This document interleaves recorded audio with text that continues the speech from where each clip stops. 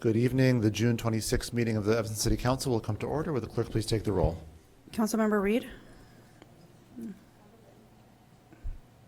Councilmember Hadakaris. Here. Councilmember Kelly. Here. Councilmember Harris. Here. Councilmember Nguyen. Councilmember Nusma. Here. Councilmember Burns. Here. Councilmember Sufferton. Councilmember Ravel. Here. And Councilmember Reed. Here. Mayor Biss. Here. We have a quorum present and are prepared to do our work for the evening. The first item on the agenda is my public announcements and proclamations, of which there is just one this meeting, declaring July 2023 Parks and Recreation Month, in keeping with designation that has been made by the U.S. House of Representatives as well.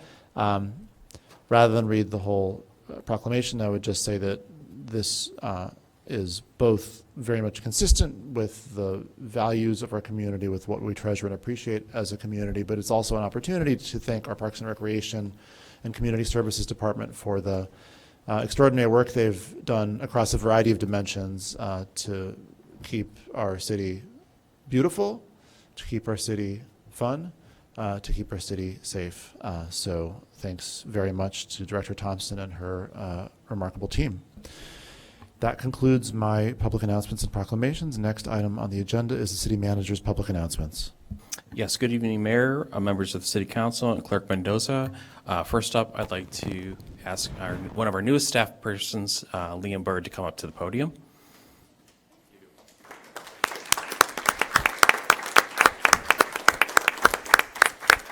So I am very excited to share that Liam Bird joins the City Manager's office and our team as the new Manager of Organizational Performance and Equity.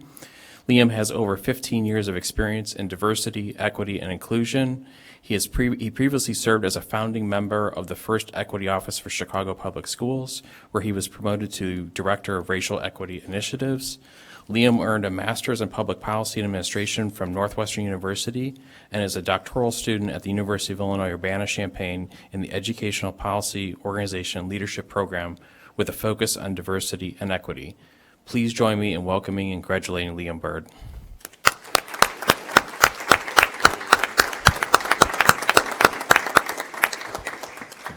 Please. Oh, thank you. It's quite an honor to have joined the city. I'm so excited to be here. I try to keep my listening cap on, so consider me a person, an accomplice. I like to work in affinity and across difference to disrupt and to co-construct for equity. So I look forward to working with each of you in the coming weeks, months, and thank you so much for your warm welcome, City Manager Stowe and Mayor Biss. I really appreciate both of you very much. Thank you so much.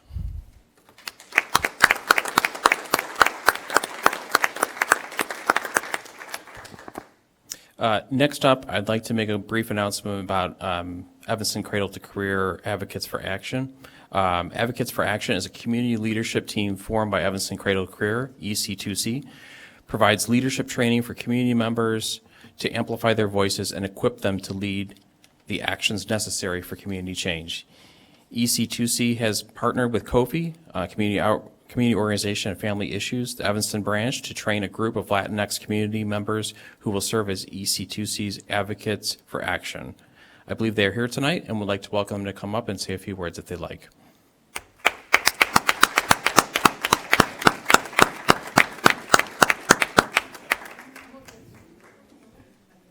Good evening.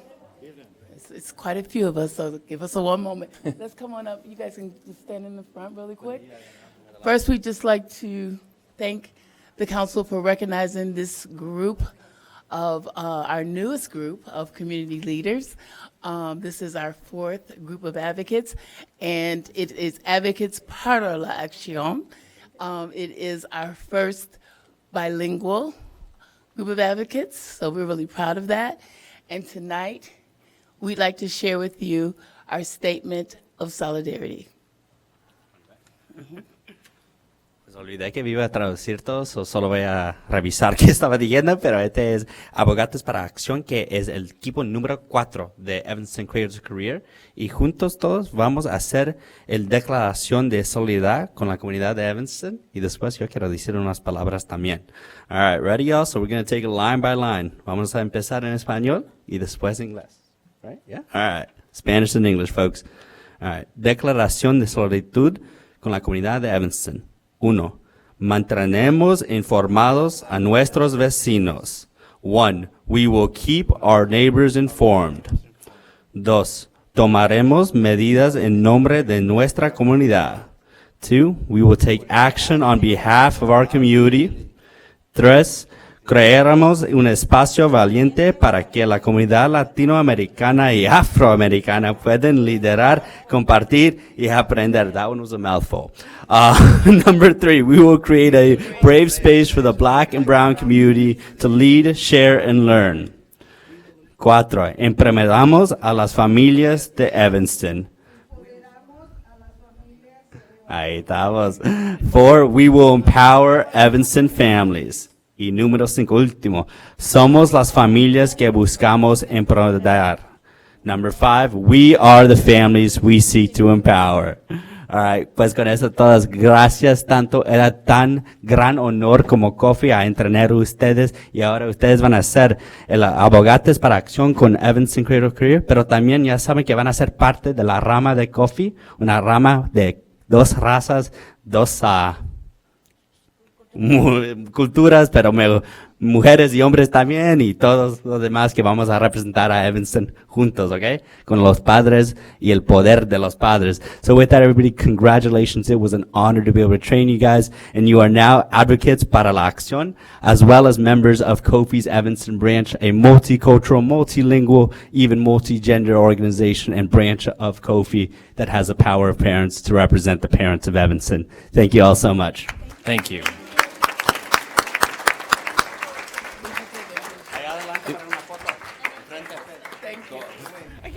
As they're lining up to take a photo, I just wanted to commend this group. Y'all can keep lining up.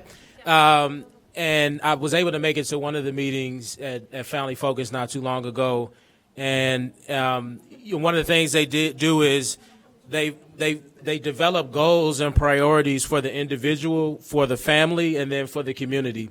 And I really appreciated that. I think it's a good way to look at it. I'm a missed opportunity, but let me get in the photo and I'll continue.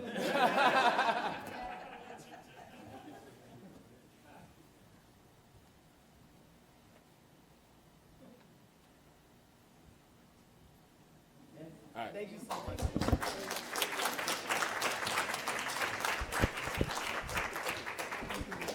So just to wrap this up, for the created goals for the community, for the individual, and for the community, and so I felt like it was a really just an all-encompassing way to prepare people to lead, because a lot of times we may think about one of those aspects, but not all of them.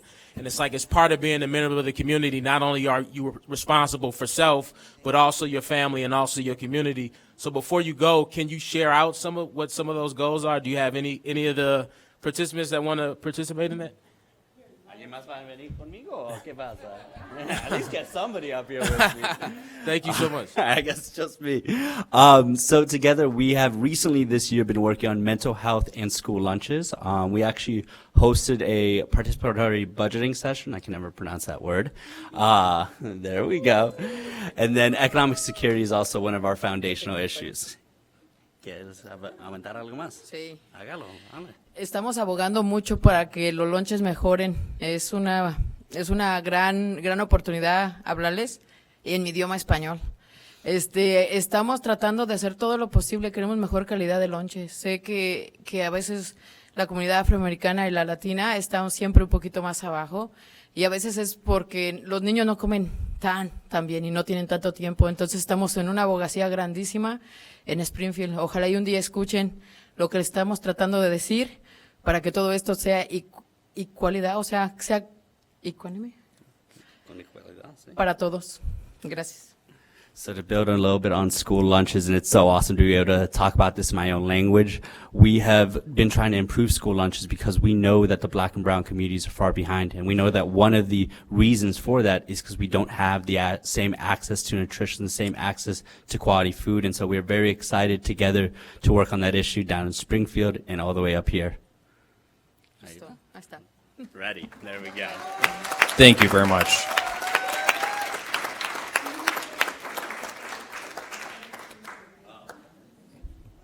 I figured everybody knows her, but in case you don't, that's Rocio Manzara, the co-chair of Kofi, and she's awesome.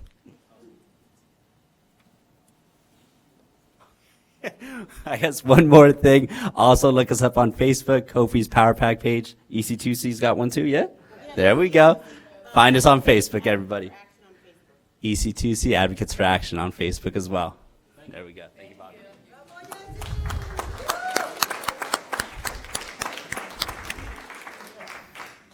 Thank you all so much for being here tonight. Appreciate it.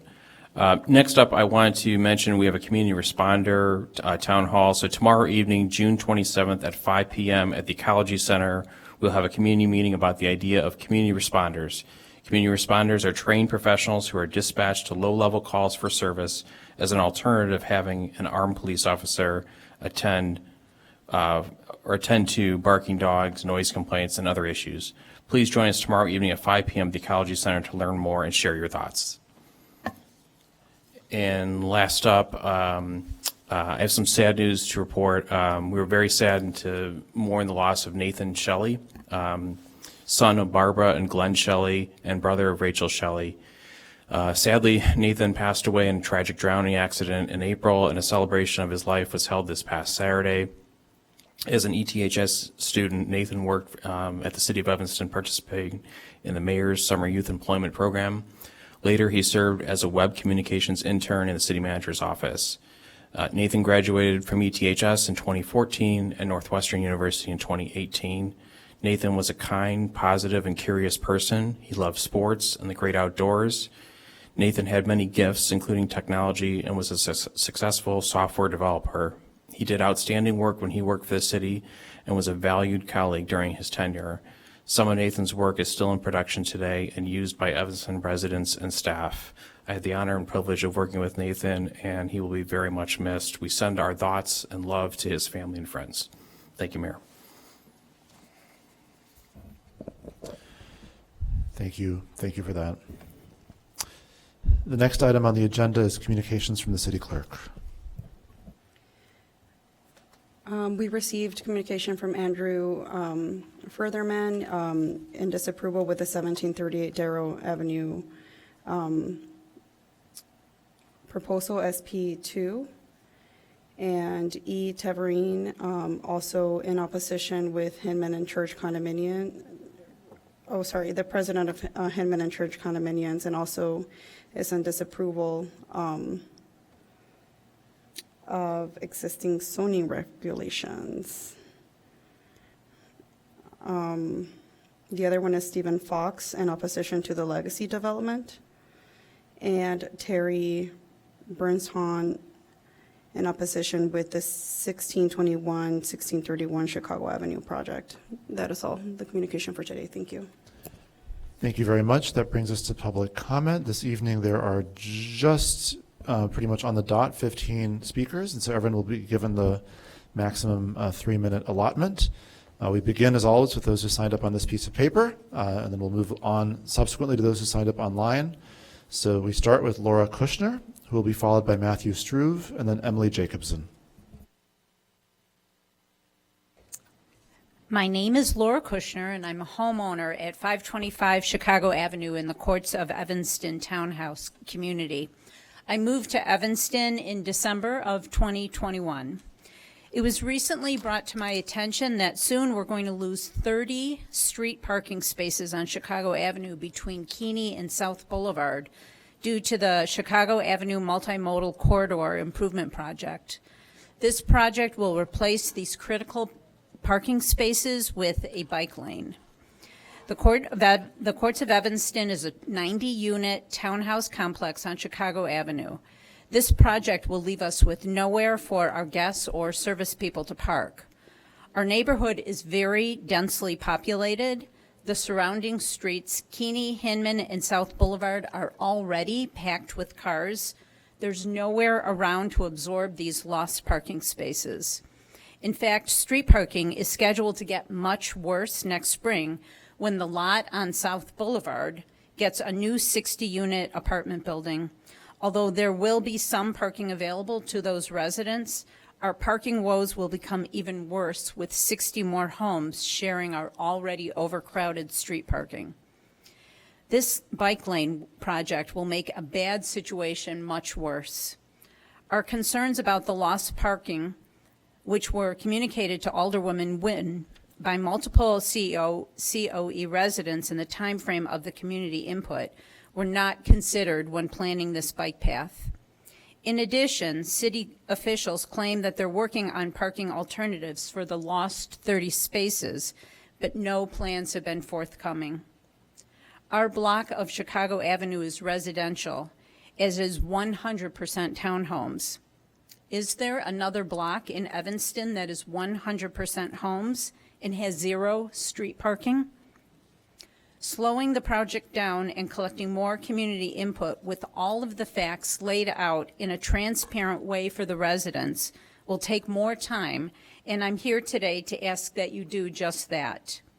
Rushing through this project as is will make a densely populated neighborhood that already has parking issues more congested, more dangerous, and more frustrating for all of us who live here. Please pause the progress of this project and continue collecting data from residents who will be profoundly impacted by the removal of these spaces. We need our concerns taken seriously before this project can progress. Thank you. Thank you very much. The next speaker is Matthew Struve, who will be followed by Emily Jacobson and then Jeffrey Bashore.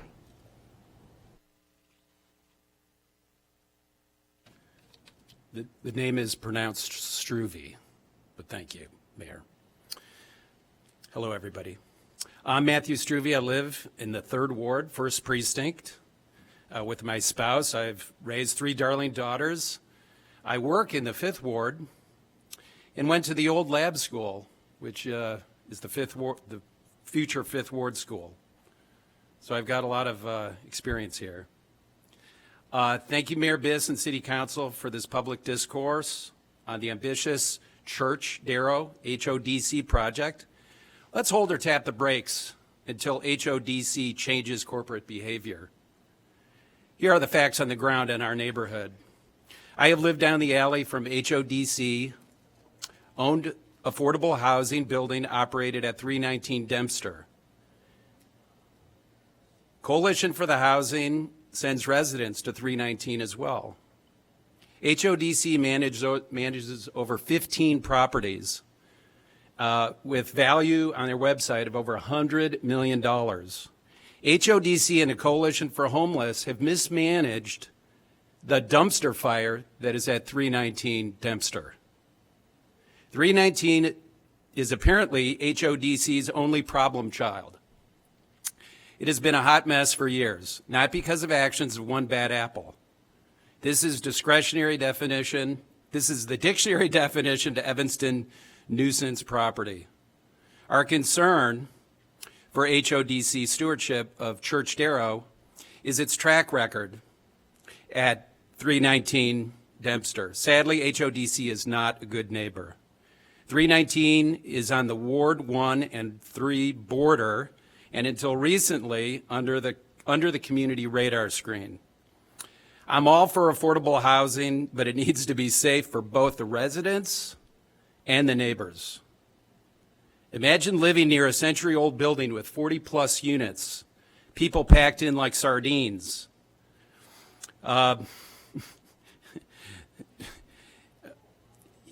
There's an affordable housing unit, but needs safe for all the residents. Imagine living in this place where people are throwing microwaves out the window.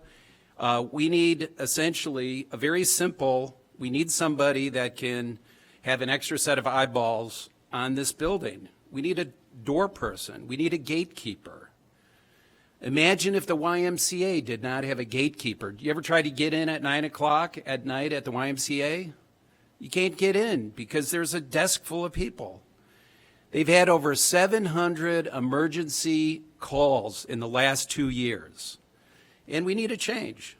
So I yield my time of 6 seconds. Thank you. Thank you very much.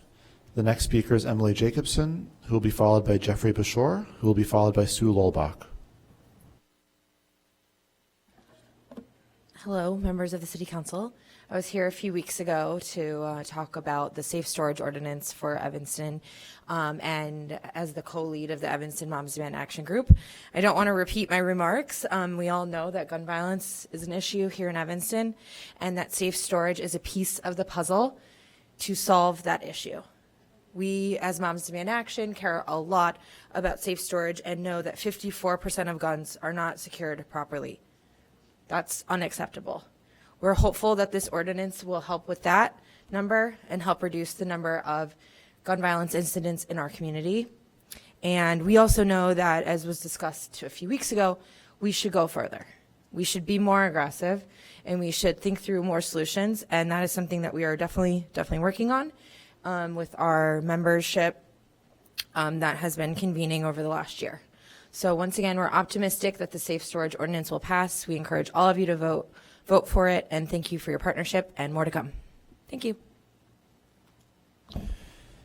Thank you very much. The next speaker is Jeffrey Bashore, who will be followed by Sue Lolbach, and then Haley Guillaume.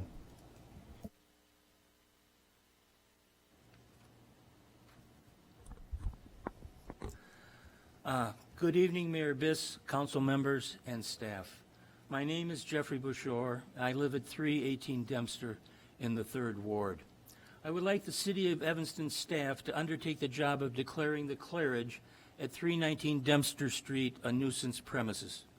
The Evanston Code Section 9-5-4 was written to address activities arising from criminal activities, public disturbances, and nuisances reoccurring in the same location. Subsection F states the owner, in this case HODC, has an affirmative duty to control and not encourage nor permit activity which constitutes a criminal aggravated offense or non-aggravated offense of the city code on premises. Subsection G states any premise with one or more aggravated offenses at any time or two or more non-aggravated offenses in 12-month period is hereby declared to be a nuisance premises. The following 5 incidents should be sufficient to meet the guidelines for evidence of qualifying offense listed in subsection G, paragraph 2. 1, on January 23, 2023, a tenant was arrested for a domestic battery in the building. See the January 26, 2023 EPD crime bulletin. 2, on May 12, 2023, I saw a resident of 319 dealing drugs in the alley adjacent to 319 Dempster. The activity was reported to and confirmed by the EPD task force and Sergeant Carter of the Neighborhood Enforcement Team. 3, also on May 12, 2023, I was informed by EPD officers Chipolet and Kane that in late January, the same suspect had been arrested for drug dealing in the Bank of America parking lot on Chicago Avenue. 4, on May 23, 2023, I witnessed a resident of 319 create a public disturbance for over 30 minutes in front of the Claridge. It took 6 EPD officers and 6 EFD medics and firemen to arrest and subdue this individual. 5, the exceptional number of EPD and EFD emergency vehicles sent to 319 Dempster created a nuisance in the neighborhood. It's been mentioned that this is in the hundreds each year. I hope that declaring the Claridge a nuisance premise would require the owner, HODC, to work with the City of Evanston and implement a nuisance abatement plan as outlined in subsection H. It is your responsibility as stewards of the city to not reward HODC by passing these items. I urge you to vote on hold on items SP2, P1, and P2 until HODC can make explicit changes and improvements at 319, including 24/7 security to prevent more drug dealing. Thank you so much for your time. Thank you very much. The next speaker is Sue Lolbach, who will be followed by Haley Guillaume, who will be followed by Natisha Waldron. Good evening, everybody. I'm Sue Lolbach with Connections for the Homeless and Joining Forces for Affordable Housing. Just briefly, I'd like to express our support for SP2, P1, and P4 concerning the HODC and Mount Pisgah development. I'm not going to go back over all of my reasons. They still stand. I also would like to speak in favor of HCDC 1, amending the demolition tax. We are very happy to see that the city is really looking for revenue to support development of affordable housing and programs. We see at Joining Forces in our work that the biggest barriers to solving the problems around affordable housing and homelessness are lack of funding as well as local neighbor opposition. We are really happy to see that with this amendment you're taking action towards addressing the first of these. So we are looking for approval on that. Thank you. Thank you very much. The next speaker is Haley Guillaume, who will be followed by Natisha Waldron. Good evening, council members. Haley Guyan speaking on behalf of Crosby Theodore LLC, the property that adjoins the development for discussion in item P1 on your agendas this evening. I had submitted testimony during the Planning and Development Committee hearing raising objections to the materials that you received accompanying item P1 that did not include a study relating to the stormwater management, a flow of water as required under Illinois law, the Platt Act. Any resolution of the substance in front of you should require this a study prior to any vote by a body such as this council, and it was explained that there was an exception to that rule due to the fact that there were the folks at issue are owners of contiguous and adjoining land. I want to make sure the council is aware that that is in fact not accurate. The exchange of parcels is not between owners of adjoining and contiguous land. Contiguous land. The exchange is between the applicants. Per the memo you received this evening, the applicants are HODC and Mount Pisgah. So the Mount Pisgah's adjoining property owners are Crosby Theodore LLC and the City of Evanston. So that exception is not applicable here and cannot be invoked. Thus, we would reiterate our request that item P1 either be held or at least returned to the Planning and Development Committee for their consideration of the study at issue as required by state law and for proper consideration. We also reiterate our objections to this proposal for reasons previously stated at past committee hearings and council hearings as well. There has not been progress on this item, unfortunately, and we remain concerned about the way that the development will impact a historic landmark next door.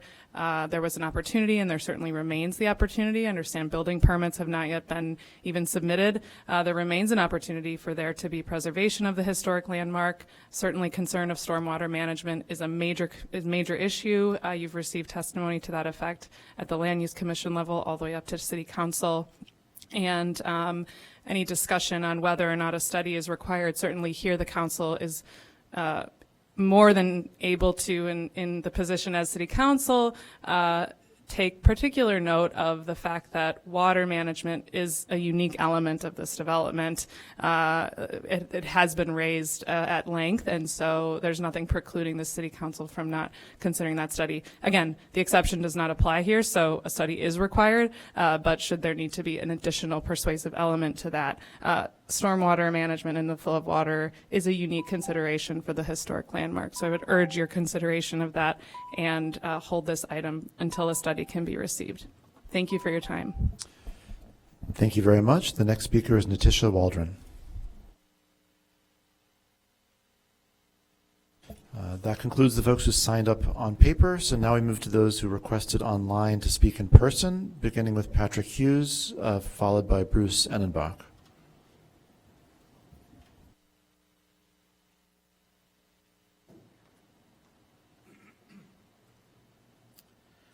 Hello, Mayor and City Council and staff. Let me just pull this up. First of all, Liam, welcome to Evanston. My name is Patrick Hughes, and I've been involved in both locally and nationally in the disability issues since I was in college. Tonight I'd like to take a few minutes to thank an Evanston leader, a civil servant, Audrey Thompson. Before I do, a few others in our city deserve a shout out. Stephanie Levine and Laura Biggs helped to manage the ADA transition planning. No small feat. Thank you. You all did a wonderful job engaging the community and managing that process. And Chief Kimberly Cull has done an amazing job bringing the disability story into emergency planning for our city. She is tireless in her efforts, and for that I am grateful. Back to Audrey. Audrey gets stuff done. She's patient to a point. She's an amazing listener and is willing to learn. She has a sensitivity on issues of disability that have lasting power. She has an ability to see things from a systematic level that helps the public on a long-term basis. For a long time, our community was without an ADA coordinator as the position had been eliminated. At times, it seemed like the position was just a hot potato, with no one really wanting to handle this important constituency in our city. Given that 25% of our community has some type of disability, I found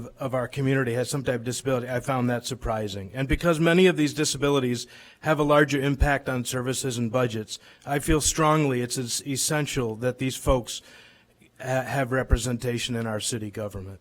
Audrey blended the disability story into the senior story by helping add disability into the Aging Commission.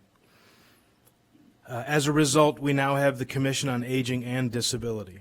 Historically, seniors have not wanted, I would say nationally, have not wanted to associate with the disability issues, but Audrey helped make that happen, and we have now hired an ADA coordinator. Thank you, Lauren Ruiz.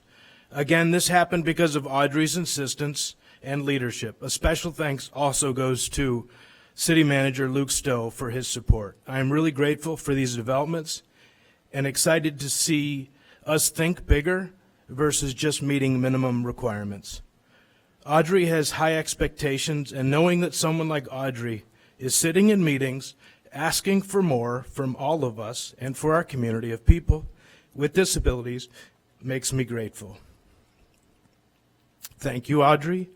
Thank you all to all of our trusted servants for all you do for us citizens. Thanks.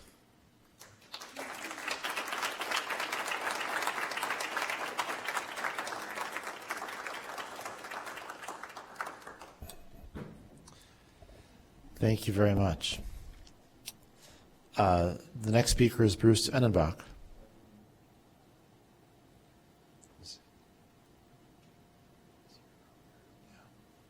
All right, in that case, we move on to those who signed up to speak via Zoom, beginning with Michael Vasilko, who will be followed by Leslie Williams, and then Sarah Hines. Thank you very much. 2 items on the agenda, and I don't know if it was rejected as it should have been in APW, but item A6 is the item for the Nissan Rogue new car, which is not an EV car. It's a gas engine vehicle, and the point is, once again, every time you add something like that to the fleet, it's around for 20 years. The city at some point in time has to really get serious about its claim to be sensitive to climate change, and small items like this that should not even make it to the agenda. So please reject item A6 if it hasn't already been rejected. I'm also speaking in favor of item A13. Once again, I think it's prudent that all contracts with the city in excess of $25,000 be approved by the city council. And then lastly, I'd like to take a minute to double back on the email and the letter and the attachments I sent to the mayor and to Luke Stowe. and copied the council regarding Northwestern University's Ryan Field redevelopment and how it conflicts so drastically with the Northwestern University charter. Now, this is not something that should be taken lightly. It shouldn't be overlooked. It shouldn't be assumed that a phrase that refers to educational purposes, solely educational purposes, was meant in anything less than the words as they're read. Northwestern uses the charter, the First Amendment to the charter, for its kind of elite tax exempt status, and they use that all the time, as we all know. But then they go ahead and have these other phrases that maybe are overlooked. In the case of Ryan Field, what they're proposing to do is not a university educational use. That is a for-profit, not educational use for performances and concerts. And if they want to do that, that's fine, but they need to go, the process is to go to the state, to go to the General Assembly and have that language changed. Like every other change that has been made to the charter, it's always done at the state level. The city of Evanston has no authority to change the charter or to change the intent of the charter. 15 seconds. I just want to dwell on that to make sure everyone understands this is not a light issue. I provided as much detail as I could, and I just would like you to take it seriously and take the action seriously by postponing any further action with the zoning change. Thank you. Thank you very much. The next speaker is Leslie Williams, who will be followed by Sarah Hines and then Jenny Washburn. Hello, Mayor Biss, City Council, and everyone else who's here in attendance. I want to remind you that 4 months ago, a 62-year-old man died at the Claridge, and his body was not discovered until several days later.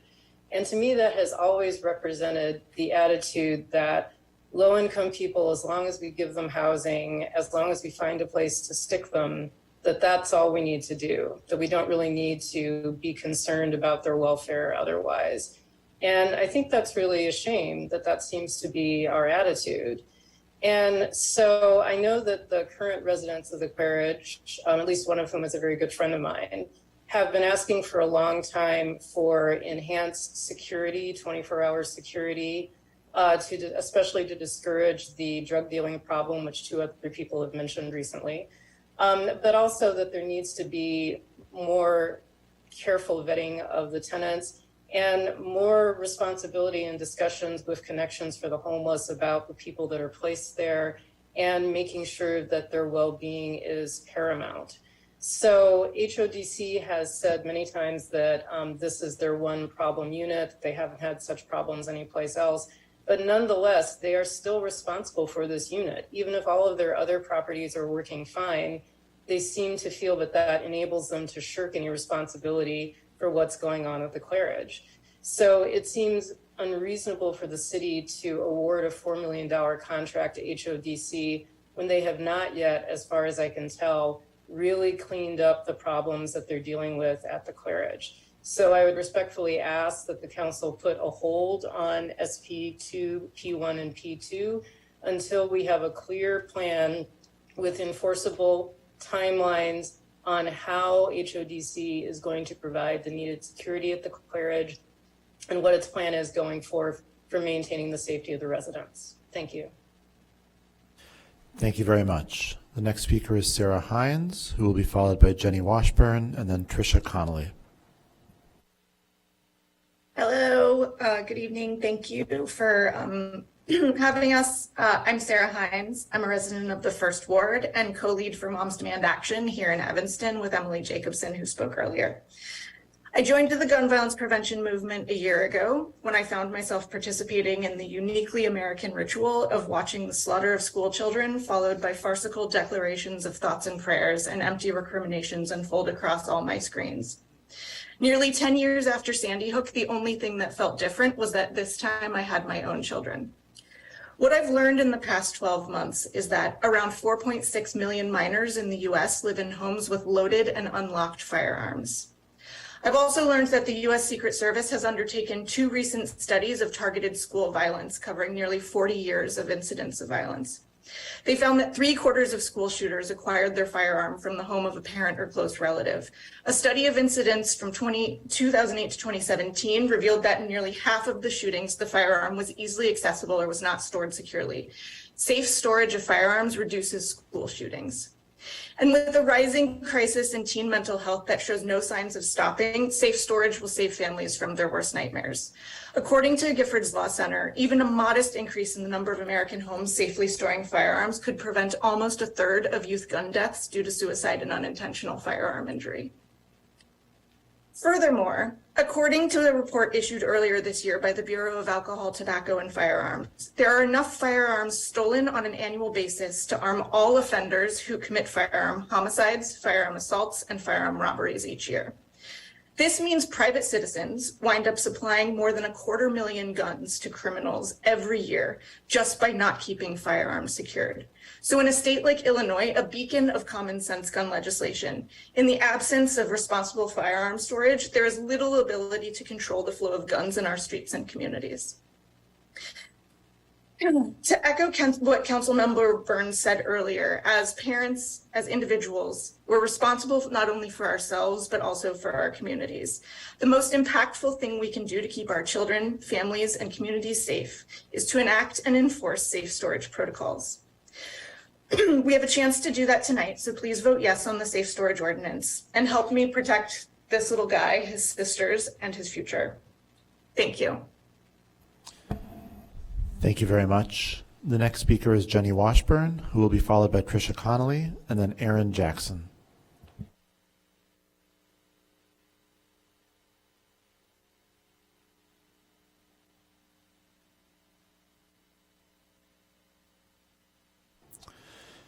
Seems as though Jenny Washburn may no longer be in the Zoom, in which case we'll go to Tricia Connolly, who will be followed by Aaron Jackson.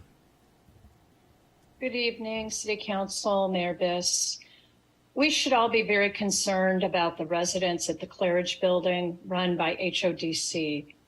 Before we go and give $4 million of taxpayer money to develop another building, we should be really demanding that there is a written agreement that outlines what can be potentially a game changer for that building and the residents that reside there, along with the community that lives surrounding the building.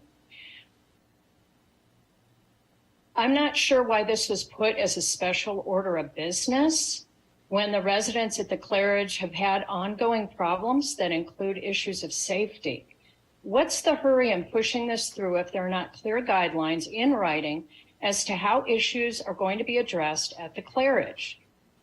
Do right by the residents at the Claridge and require HODC to have in writing specific measures that will lessen problems residents are facing before you give $4 million to HODC. Since there's TIF money involved in this project, I'd also be interested in understanding what the process is to be part of a TIF advisory committee, such as exists for the 5th Ward TIF. There is nothing about this on the city website that I'm able to find. How were residents made aware that they could apply to be on this committee? How was information shared that such a committee exists? I was not able to find anything about this on the City of Evanston TIF webpage. Thank you. Thank you very much. The next speaker is Aaron Jackson. Good evening. My name is Erin Jackson. I'm a 7th Ward resident, and I'm also a business owner in the 5th Ward, an employer of nearly, did I just catch him? An employer of nearly 20 people in the 5th Ward, many of whom are Evanston residents. I'm also the adjacent property owner at 1817 Church. And our council, Haley Guion, spoke earlier about some of our positions, but I wanted to generally approach the project at large. And the problem the city is trying to solve here is an unsightly vacant lot. That's where we began. The proposal will not solve that. And what's before the city council tonight will not solve that. It will actually worsen the situation. Rather than having it be city-owned, the lot will be privately owned. The pastor at Mount Pisgah has said in multiple hearings that he has no funding, and thus it will remain vacant if the city council approves that land swap tonight. Yet the city will then be hamstrung to do anything about it because it will be privately owned. So rather than approving the swap, the city should leave it to HODC to buy the church's currently owned 2 lots from them for fair market value. This would provide the church with funding, and it would also, it would provide the church with funding, which the original RFP for developing this vacant lot requested transparency and information about where the person developing on the lot would get the funding. So while there's been discussion here about HODC funding, there has not been discussion about the church's funding, which is actually the party that will be developing the vacant lot. So then I would suggest that RFPs be reopened, allowing the church, which would then have funding, to provide a proposal for how they'd use the lot. I believe that to allow this to go forward ignores the realities of the situation in favor of a political win. For those of you looking to proclaim your support for affordable housing, which is something I truly support and that I believe belongs in my ward, the 7th ward, and not in the 5th ward, as many local residents have raised. This process has been handled badly. It's lacked transparency from the start. HODC and Richard Koenig are the wrong developers for this project. We have raised this over and over. The residents that live adjacent to another of their properties in Evanston have raised this over and over. The community has been remarkably united against this project. And finally, we've raised throughout how it will be to our historic buildings' detriment. When I have sought out approval to do changes to our building that would be things like fixing windows and such, it has been emphasized to me how significant our building is in the 5th Ward as a historic property. We have abided by zoning code and we have abided by all of the applicable regulations. And if all of this is allowed to go forward, we will have relied on that to our detriment because we will have to contend with what's next door. So I implore you to put a stop to this and to say no to this project. Thank you very much. That concludes public comment for the evening and brings us now to special orders of business. Would someone care to make a motion relative to item SP1? I will move item SP1, Evanston Ecology Center options for repairs and renovations. For discussion. Second. Councilmember Reed moves that we have a discussion on the Evanston Ecology Center options for repairs and renovations. Councilmember Harris, I believe, seconds. And I believe we have a presentation from staff on this topic.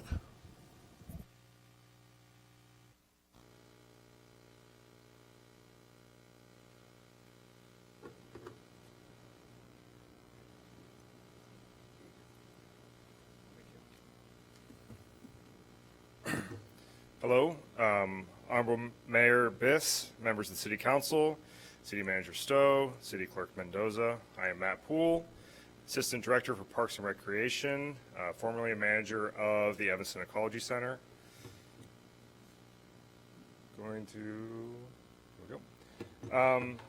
Ecology Center was initially built in 1974 and dedicated on Arbor Day of that year. And Oakley, next year, it will be the 50th anniversary of the Ecology Center and its current location. Ecology Center was expanded in 2002 to its current configuration, which included the multipurpose room and the large and the corridor through the back. And then in 2015, there was additional work done to the space to remove a greenhouse, and the classroom area was added at that time. Ecology Center itself, we, like most Parks and Recreation facilities, have 2 main branches of programming. We do school year programming and camp. Obviously during the summertime now, we are in our camp season. This Ecology Center runs 5 different camps at 4 locations around town. Ecology Center staff also supports other City of Evanston camps by providing additional enrichment programs such as fishing, critter visits, and a canoeing program that we launch out of the Damridge Rowing Center. The Ecology Center, during the school year, we provide programming for City of Evanston residents. We have single event programming, series programming. Throughout this last year, we have provided programming to 42 different organizations in Evanston and surrounding communities. Including with that, we also provide after-school programming for the Fleetwood Jourdain and the Robert Crown after-school programs and for the Robert Crown preschool.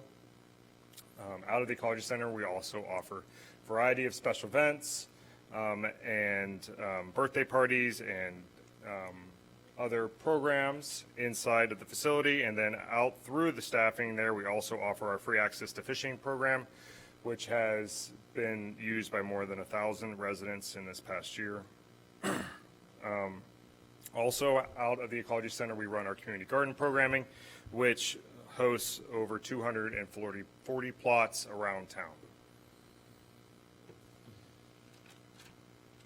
As part of this program, or part of this project, we have anticipated the expansion of some of the programming and programming opportunities that the Ecology Center can offer. We have recently partnered with Right at School, which is the aftercare organization that provides aftercare for children in District 65. Ecology Center staff goes to various elementary schools around town to provide additional programming. We also have, in this last year, been able to grow our programming to provide over 930 individual programming opportunities, which is an expansion of more than 300 opportunities since the pre-COVID year. As part of our expansion and our way to try to scale up something we have done, we have increased our partnership with the Child Care Network of Evanston to provide additional free programming around town. Our goal is to provide free programming in every ward in town and to also utilize some of the larger or other park spaces in the area. An additional project that is coming up is the possibility of a canoe launch being put in the Ladd Arboretum adjacent to the Ecology Center. With that, we would be able to expand more of our programming opportunities to get the City of Evanston and its residents be able to utilize the canal. We have a plan to also, in partnership with that, it would be to create a canoe and kayak rental program, and then we have a outline to provide free canoeing opportunities for various residents, specifically targeting the Haven Middle School students. And since I have worked at the Ecology Center, something I'm very familiar with is the end-of-school transit from Haven across Bridge Street, and it's an opportunity to get some of the kids in town who might not have the opportunity or not feel like they have a chance to do something that's in their own town, be able to get them to that, get to learn to use this beautiful resource that we have right in our own home. So those are the plans for the programs and the trajectory, something we've been doing, and I'll pass it off to Laura Biggs. Thank you all. My name is Laura Biggs. I'm the city engineer. So the Ecology Center has undergone has a number of challenges, which we've talked about somewhat previously. Some of the issues that we have with the building really stem from this crawl space. The crawl space is not insulated, it's very shallow, and it has a dirt floor. So I should start off by saying the Ecology Center, as we talked about, was built in expansion. So this is all the crawl space under the original building, which has a height of approximately 1.5 to 2 feet.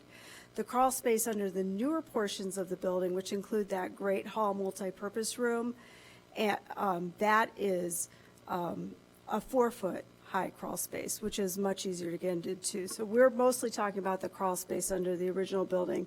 And when you look here in this picture, this is one of these generous access panels that is about 1.5 feet by 3 feet. And this is the floor, and that is the edge of the ceiling, so it's about 1.5 feet. We also have challenges with the HVAC and electrical system, and a lot of this just stems from the fact that the Ecology Center is 50 years old and has been well used in its life. But what we're finding is the HVAC and electrical equipment is really at the end of its useful life. Now that we have had it evaluated, it's undersized. It doesn't meet the design loads needed for heating and cooling. It also does not connect to outside air for ventilation. So what we are finding in a lot of our buildings is that HVAC units that met the standard 20 or 30 years ago no longer meet our modern building code requirements, particularly in light of some of the COVID things. That's particularly concerning. And our air conditioning compressors here, as in many of our buildings, are using refrigerants that have either been phased out or are in the process of being phased out by the federal government. We are struggling a little bit with our building functionality, and this is actually what started us looking at the Ecology Center, not from a structural failure challenge, but from it's time to do a project at the Ecology Center. The restrooms were last updated in 2001. We have issues in the offices. They are crowded and do not really have any acoustic sound control, and so it makes it challenging for more than one conversation to occur at a time, even though there could be anywhere from 2 to 10 people in the offices at a time. And the lobby is not particularly welcoming. You sort of walk in, there isn't like a space where you're just greeted. There's no seating there for people to relax or sit down. This has become more of an issue as we understand, looking at ADA and age-related mobility issues. To not have seating is a challenge. And I know the answer is we could put a seat there, but it's really not geared towards being welcoming to people coming in. So here I have some pictures, and you can see that this is pictures of the offices. So the dividers tend towards these plastic panels. There isn't really anything to stop sound from ricocheting around. This picture didn't come out particularly large, but if you were to look more closely, you would see there are corrosion stains on the floor from all of the appliances. When they put in this cabinet, they actually put in a counter. There's no floor to this cabinet, so stuff is stored like cleaning supplies and stuff just directly on the floor. And it's just all been cobbled together through a variety of expansions and trying to make the office space work without looking at it really holistically. So this does not really create a workable space for our current staff. And then finally, as our consultant has looked at the functionality of the building, there's arisen, or one of the things that we've talked about, I'm sorry, not necessarily the consultant, although they've made recommendations, but just generally the functionality of the building, that the lack of ability to have a front desk that has a line of sight to the front door and can watch people coming in and out of the front door, or to the classroom, or to the multi-purpose room behind, is really a challenge when we have a building that has quite a lot of children's programming. Sort of the minimum expectations for our public buildings and for all public buildings is that there's some sort of access control that happens to make sure that it's a safe place for both children and adults coming in, as well as our staff. This is, right behind this wall is where a person is sitting at their desk, and this picture is taken from standing at the front door. So you can see that there is no eye contact with the person at the front desk. This is the Great Hall. There is a customer service window that's installed right here. The signage is not particularly great to let you know that that's there as you walk in. And the customer service window doesn't really have a counter that's ADA compliant for people that might have some challenges. As we look at the Ecology Center and upgrading it, there are some additional things. There's some minor exterior brick repair that's needed. The building itself doesn't actually comply with our CARP goals as they were adopted in 2018. Most specifically, goals that we're looking at for all of our buildings that we're doing work in right now is that all of the lighting be upgraded to 100% LED, and that we look at that goal for carbon neutral operations by 2035, which generally means that we're trying to remove any natural gas connections. In this particular case, that is actually a relatively simple thing to do, which is delightfully refreshing in one of our buildings. This building is not LEED certified, which is not surprising given that it's been a while since we've done any major work in the building, but is concerning to staff as they feel like it doesn't really align with the Ecology Center mission. And as we've learned from our ADA transition plan, there are ADA compliance issues throughout the building that could be addressed. The final thing that I will say is we had planned to do a lot of this other stuff. This was the type of thing that it was just time to go in and do an update to the Ecology Center. And while somewhat expensive, it's a relatively small building, and that was probably going to cost us around $500,000 or $600,000 to adjust all of those things because the spaces are really not that large. However, what we discovered in March, facilities maintenance staff was doing some repair work, that the flooring in the mechanical room was starting to fail. It was very spongy, and you could see it was rotting away. They went in and did more thorough investigation and replaced some sections on a temporary basis, but realized that the floor joists underneath were rotting away. So as we then looked at the building and investigated, it was pretty clear that in the original mechanical room, the electrical room, which also serves as storage, and the offices, that the subfloor system that supports the main floor is warping and has a lot of deterioration in it. We brought this to the City Council. They approved a contract with HPZS, a consultant who is an architecture firm that specializes in forensic architecture investigations, but also does quite a lot of stuff with sustainability as well. And so they were a good fit for this particular project. This is actually pictures of our mechanical room. And so one of the things we found is there's a mop sink, and so water was sort of leaching out of this. And so this is the type of repair that facilities has done. They've taken basic plywood, they've torn out the old floor, they put in the new plywood over it to try to hold it together until we can come in and do a permanent structural repair.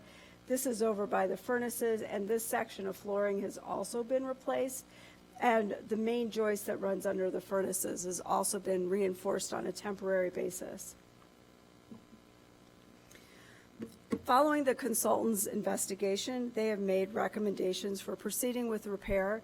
And what those include is basically, in order to repair a large subfloor failure in a crawl space that has really very tight access and you can get into it, all the building utilities run through there, you have to remove large sections of the flooring in this impacted spaces.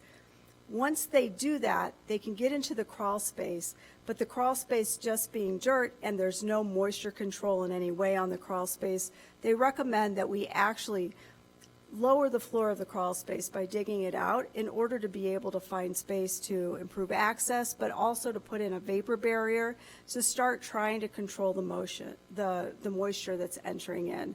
They recommend that we put drain tile around the interior of the foundation walls to collect any moisture that's infiltrating under the foundation, that be piped to a sump and have a sump pump installed so that it can be removed. We would also be looking at putting waterproofing and putting insulation along the foundation walls. So the goal is to get the moisture out of the crawl space where it clearly exists. That moisture is corroding the utilities that are in the crawl space. It's impacting the subfloor system, which wasn't really designed to be exposed to that level of moisture, and will really get us to where we could now do future access much more easily. So with that, this would allow us, again, to repair the structural floor system that is supporting the flooring that we see. It would allow us to replace all of the corroded utilities, and there's an RPZ that is located below in the crawl space, and the access to it is just outside the restrooms. This RPZ is on the main water service coming in, which feeds the irrigation to the Ladd Arboretum, and there's a fountain where the little bird sanctuary. That RPZ has to be tested on an annual basis. It's really hard, the way that it's located, to do that testing and maintenance. So they're recommending pulling that RPZ up into a cabinet that's above grade so that it can be better maintained. In addition, we would be looking at reconfiguring the restrooms to accommodate that cabinet, then doing a general renovation on these restrooms, which were last renovated in 22 years ago. We would renovate the office space, including those acoustic improvements necessary to make it more efficient and functional as an office for multiple people. Doing some exterior masonry repairs. There's just some water that's getting behind cracks in the brick in one of the corners, the southeast corner of the office space. And so it would just be sealing that off and replacing some of the brick, and then capturing the ADA improvements necessary to bring the building into compliance. But while we're there, we will modernize the LED lighting, modernize the lighting to LED. About half of the lighting was converted 6-7 years ago, so this would convert the remaining interior lighting. We would convert the remaining building appliances that are getting natural gas. 2 of the furnaces that exist would already have to be removed in order to do the crawl space repairs. So this would be converting 1 remaining furnace, and the washer dryer and the hot water heaters in the building. And then there's an electric panel that has to be upgraded, but it also needs to be relocated for building code reasons. And so we would upgrade it to be able to do all of the electric feed for CARP. Here's the fun part. The base cost of all of this is around $3.2 million. The consultant team includes a contractor subconsultant that did a pricing on it. They actually did the initial pricing and added FF&E, their consulting fees as we move forward. The staff, so they came up with $2.3 million, but they were very clear that they did not include owner contingency items. We, the staff, have determined that we would need to provide some costs for moving. We've seen a high level of construction escalation, and we believe that there will be 10 months between when this estimate was done to when we go and get construction pricing. So we feel like that needs to be updated to reflect the high level of escalation we've been seeing. And owner contingency at 20% is to account for when you start going into a building like this and digging down a crawl space and tearing up the floor. We are curious as to what could happen and what we would find. We think that we need a fair amount of wiggle room in order to address additional issues that come up as we do this level of construction on a building. That's the base cost. And I will say the base cost does include meeting CARP goals, because that is something that the council's made very clear that that's just what we do now.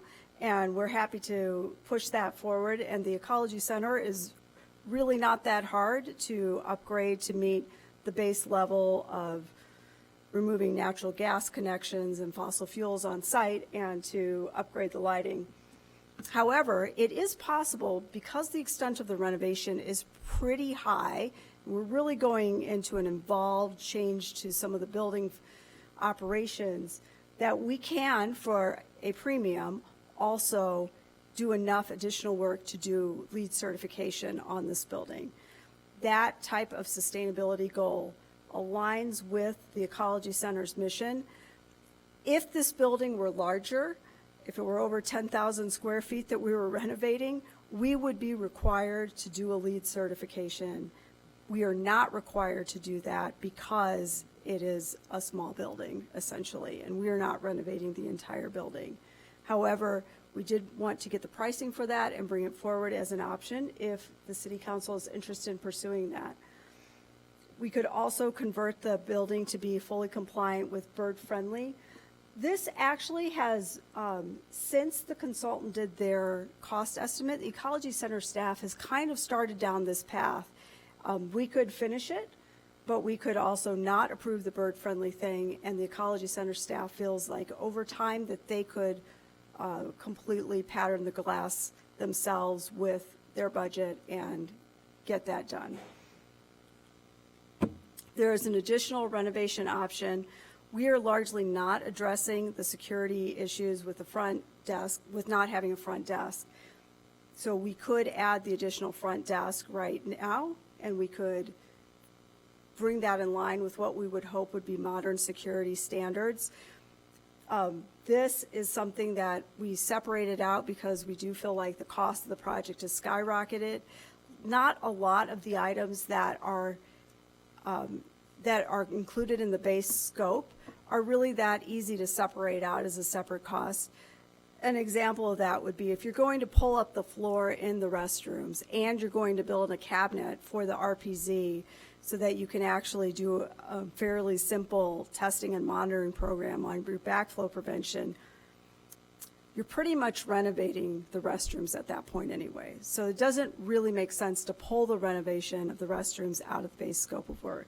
And that's why so much of the stuff is included in the base scope, because once you're tearing up the floor and potentially impacting some of the interior walls as you do that, you're pretty much already having to do a lot of work to put everything back into operation.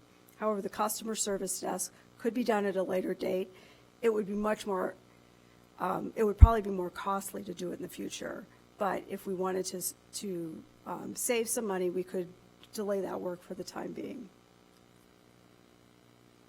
Those additional alternates add $240,000, or if we just pass on the bird friendly and let the Ecology Center staff do their thing over the next year or two, we could do this for an additional $200,000.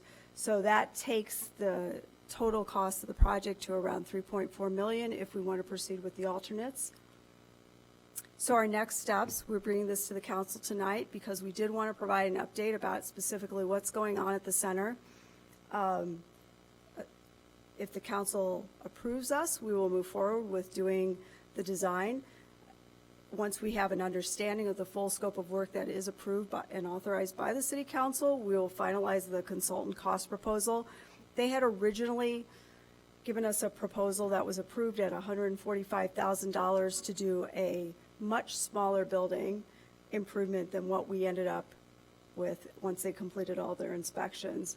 So we will have to do some additional contracting with the consultant in order to accommodate the additional scope of work, which we think altogether will take from about $140,000 to $250,000. But we will finalize that once we get guidance from the city council. We have budgeted in this year $1.5 million, which can certainly cover the consultant costs and the beginning of construction. The additional costs will need to be budgeted for next year, and for that reason, we would recommend that as we move forward with the year, we'll work with our finance department to determine the best options for funding as we go through the capital improvement program with the council and the finance and budget committee. So with that, I'm happy to answer any questions. Thank you very much. We begin with Council Member Nusma. Thank you, Mr. Mayor, and thank you, Laura. I hate that you are always the bearer of bad financial news, and I am very scared about the next time we see you here talking about some other building. But having said that, thank you for including the CARP compliance as part of the basic package. I think that's really important, and I think this counts as really significant environmental progress. So thank you. I'm supportive of moving ahead with LEED certification. It's more than just getting a certificate. I think going through the process requires building commissioning, some energy modeling. It adds value more than just marketing value. So I'm supportive of that. I am pleased that there is a lower cost alternative to making the building bird friendly. I think it's important we do that. $40,000 to put some stickers on some windows does strike me as high, so I'm glad that there's an alternative there. I would support that. Looking at the proposed budget, the number of $300,000 for furnishings, fixtures, and equipment strikes me as kind of high. I don't really have a point of comparison, but given the Ecology Center's mission, perhaps there is an opportunity to reuse some office furniture from somewhere else in town and save some money and be compliant with the mission of that building and of the city with our CARP objectives. So, and my last question is this: where is the money going to come from? You alluded to that towards the end, but discussions to follow, I suppose. What are your initial thoughts? As a facilities project, there's relatively few funding sources that are available besides general obligation bonds. So unless we can determine an alternate funding source, it would be general obligation bonds, would be the staff proposal. And the Evanston Environmental Association is very closely related to this building. Have they been part of this conversation? They have not. Honestly, they are already doing a pretty massive fundraising activity for the canoe launch. I think they've committed to approximately $1.4 million in fundraising, and it seemed like a big ask to get them to deal with this also. Okay, thank you. That's all. Councilmember Harris. Good evening, and much like Councilmember Nusma said, I'm so sorry that you're the one that they put in front of us to have to deal with the wrath. We keep coming back to issues in the building, in the city, that are undergoing massive failures that worry me. Last time we saw you, you talked about the fire department and the police department. What are our priorities? Because do we have 1.5 for this alone, or fire department, civic center? So I'd like to see what our priorities are so that we can make a decision on the totality of the disasters of our buildings before we commit to one building. And maybe we have, and I've just missed it. I'm dealing with a migraine, so my attention and my patience aren't the greatest this evening, so I apologize. But I'd like to see that. What is the priority? Fire department, police department, civic center, all of our buildings.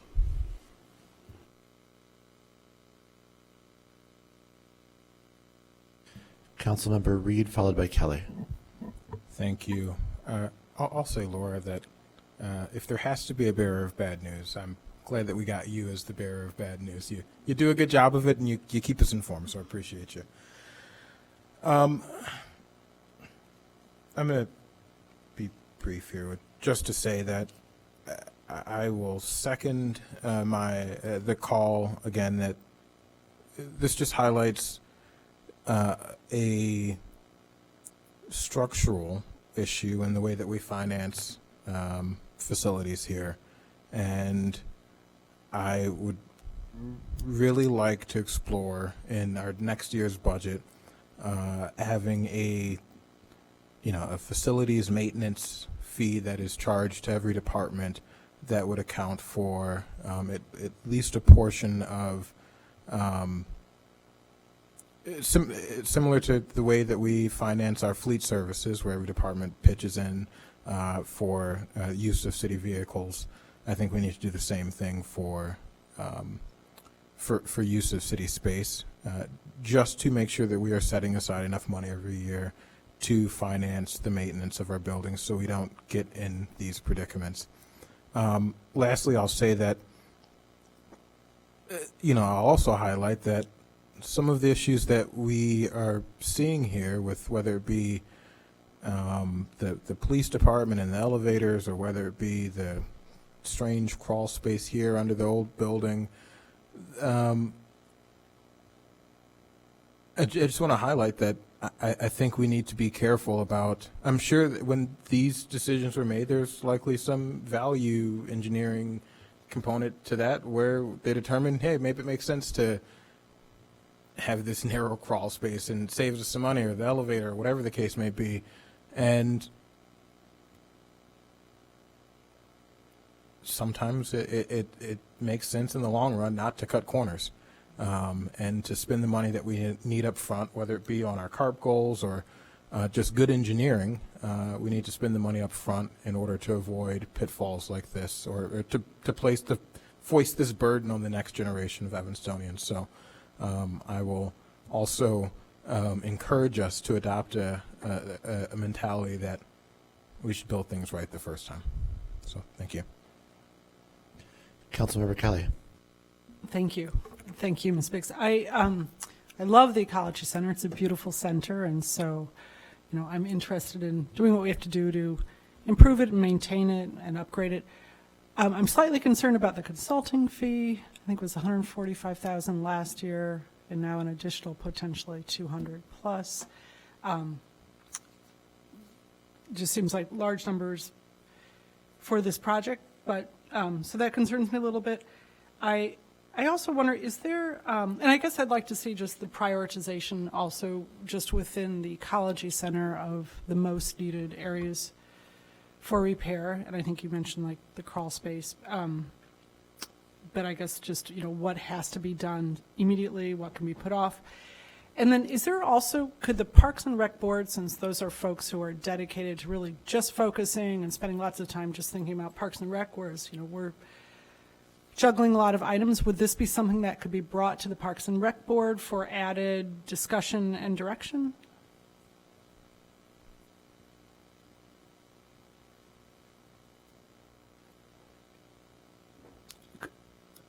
If that's the direction of the city council, then yes, that's what we would do.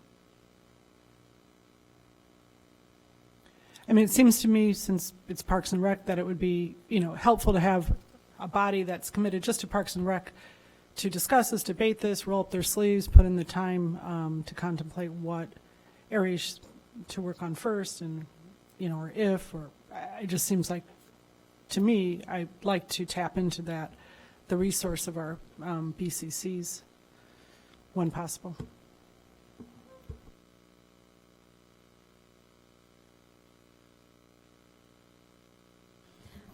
I guess the one thing that I will say is that I certainly have no concern about going to Parks and Rec Board if that's what the city council wants to do.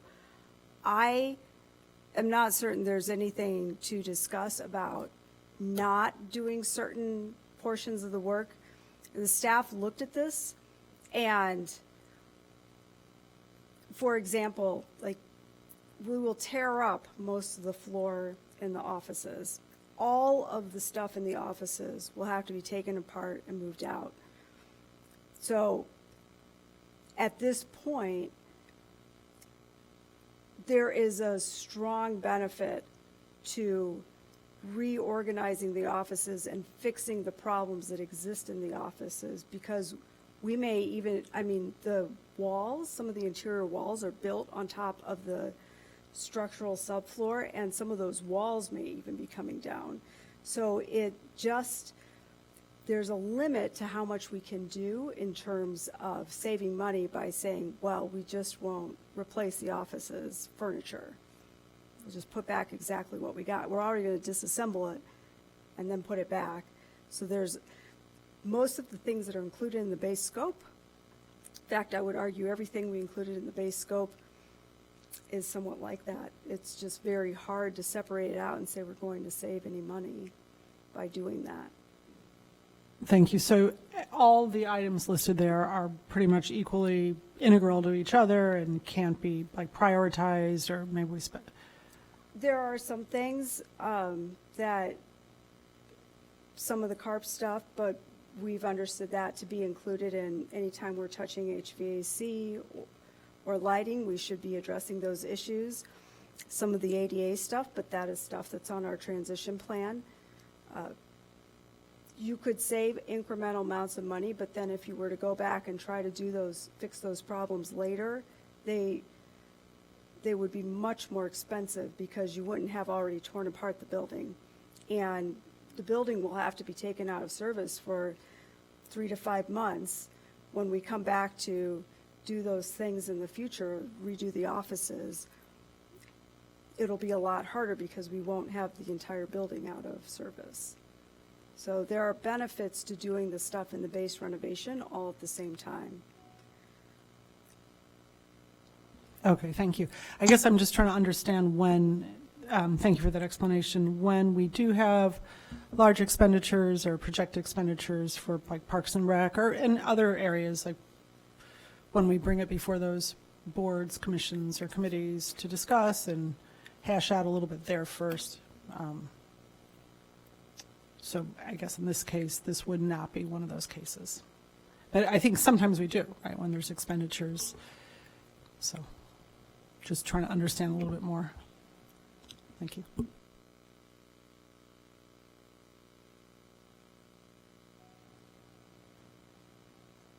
Councilmember Burns, followed by Hedekaris. To me, this ask feels a little different than police, fire, city, because it sounds like, at least with this facility, we know we want to be in this location. Like, we want the Ecology Center here. It makes sense for it to be here. And there are no plans to relocate it, which is different from Civic Center, fire, police.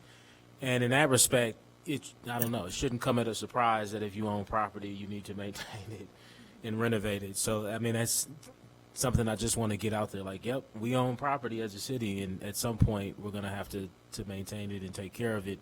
And that's all we're doing here. So I think that, honestly, the only question is, do we want to look for a different source of funding our facilities across the city? To Councilman Reed's point, do we CIP it? Do we reserve, pay for it out of the reserve funds? Honestly, I feel like that's the only thing we should be considering at this point, unless people feel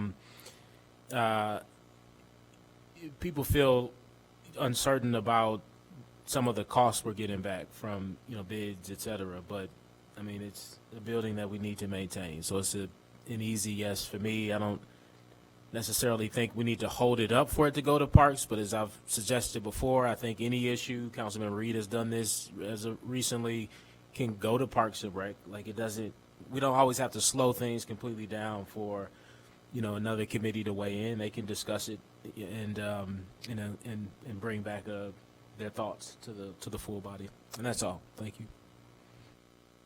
Councilmember Hedekaris, followed by Ravel.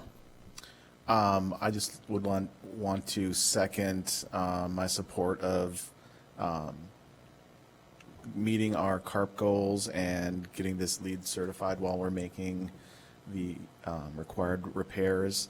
I would love to see some modeling around our energy costs in our current buildings and see like what potential savings we could have going forward. I think that would help in our discussions with residents when they ask us like, oh, why did you go to LEED Gold? Why didn't you just fix the building? It'd be great to have some numbers to show that, as energy costs grow in the future, this is, the potential savings. I think it'd be just smart to show them that financial paperwork.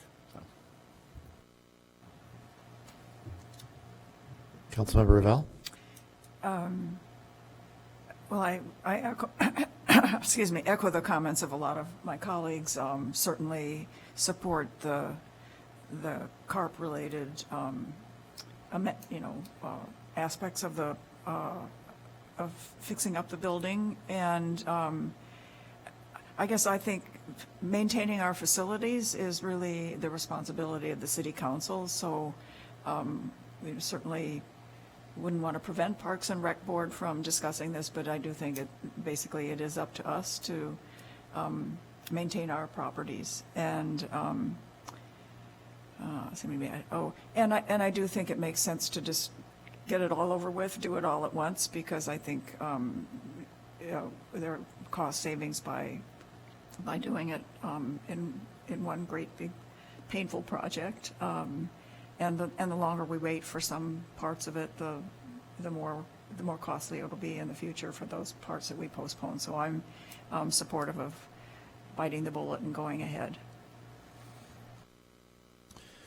This time, no one is requested to speak for the first time, so we go back for a second crack to Councilmember Reed with 2.5 minutes left. Thank you. I do not support this going to Parks and Rec. I think we almost need given what we've been seeing recently with our infrastructure, our facilities, and their lack of maintenance, I almost think we need a committee that's dedicated to that. And, you know, we sent, for example, the item about charging for parking at these facilities to the Parks and Rec Board. They said no. That's going to come back before this council. And I mention this because we have to figure out how we're going to pay for this stuff in the long term. And it's one thing to say, you know, the comment was made earlier, previously about the other proposal that, you know, charging grandma to come, watch someone's game or go to the Ecology Center to park there. Well, what about grandma or grandpa not being able to get into the building because it's not ADA accessible, or, a deteriorating building, or staff having to work in a deteriorating building? So I think we really have to, especially seeing the sentiment here is that we are going to, and I support it, we need to maintain our assets, our liabilities. And we have to figure out how to pay for it.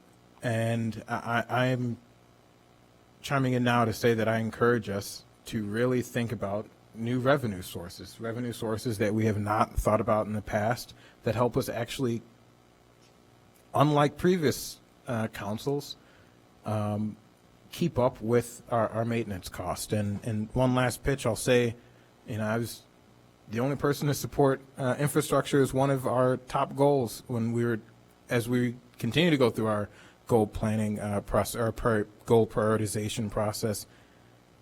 I think this has to be a wake-up call for us over the last few weeks that we need to get infrastructure on that list, and it's clearly becoming a priority for the last 2 years of this term. And I think we really need to dig in on how we're going to fund this and moving forward, and how we can avoid this moving forward. So thank you. Thank you very much. Thank you for the presentation. There was, complete participation from everybody here. I think you maybe have at least some sense of a kind of majority position, and more to come on this, clearly. Yes, thank you. This brings us to item SP2. Would someone care to make a motion relative to item SP2? I will move item SP2, approval of funding for the Housing Opportunity Development Corporation mixed-use project at 1811 through 1815 Church, including 33 units of affordable housing. I'll second. Councilmember Reed moves passage of item SP2. Councilmember Nusma seconds. Is there any discussion? Councilmember Kelly. So I think I asked about this last time, just a little bit of clarification on special order of business. So this special order of business, it says that it refers to a dock item that did not originate in any committee or subcommittee. And I thought in January, the Housing and Community Development Committee voted to approve $4 million for this affordable housing development. So it's been in committee, and I'm just wondering how this can become a special order of business, given that it did originate in a committee. Well, you and I have a difference of opinion about the interpretation of that rule, but I do want to follow up on your question, and maybe Director Flax can speak to this, because my understanding is that the aspects is that there's 3 different funding sources, and I didn't understand that all 3 had been recommended by the Housing and Community Development Committee.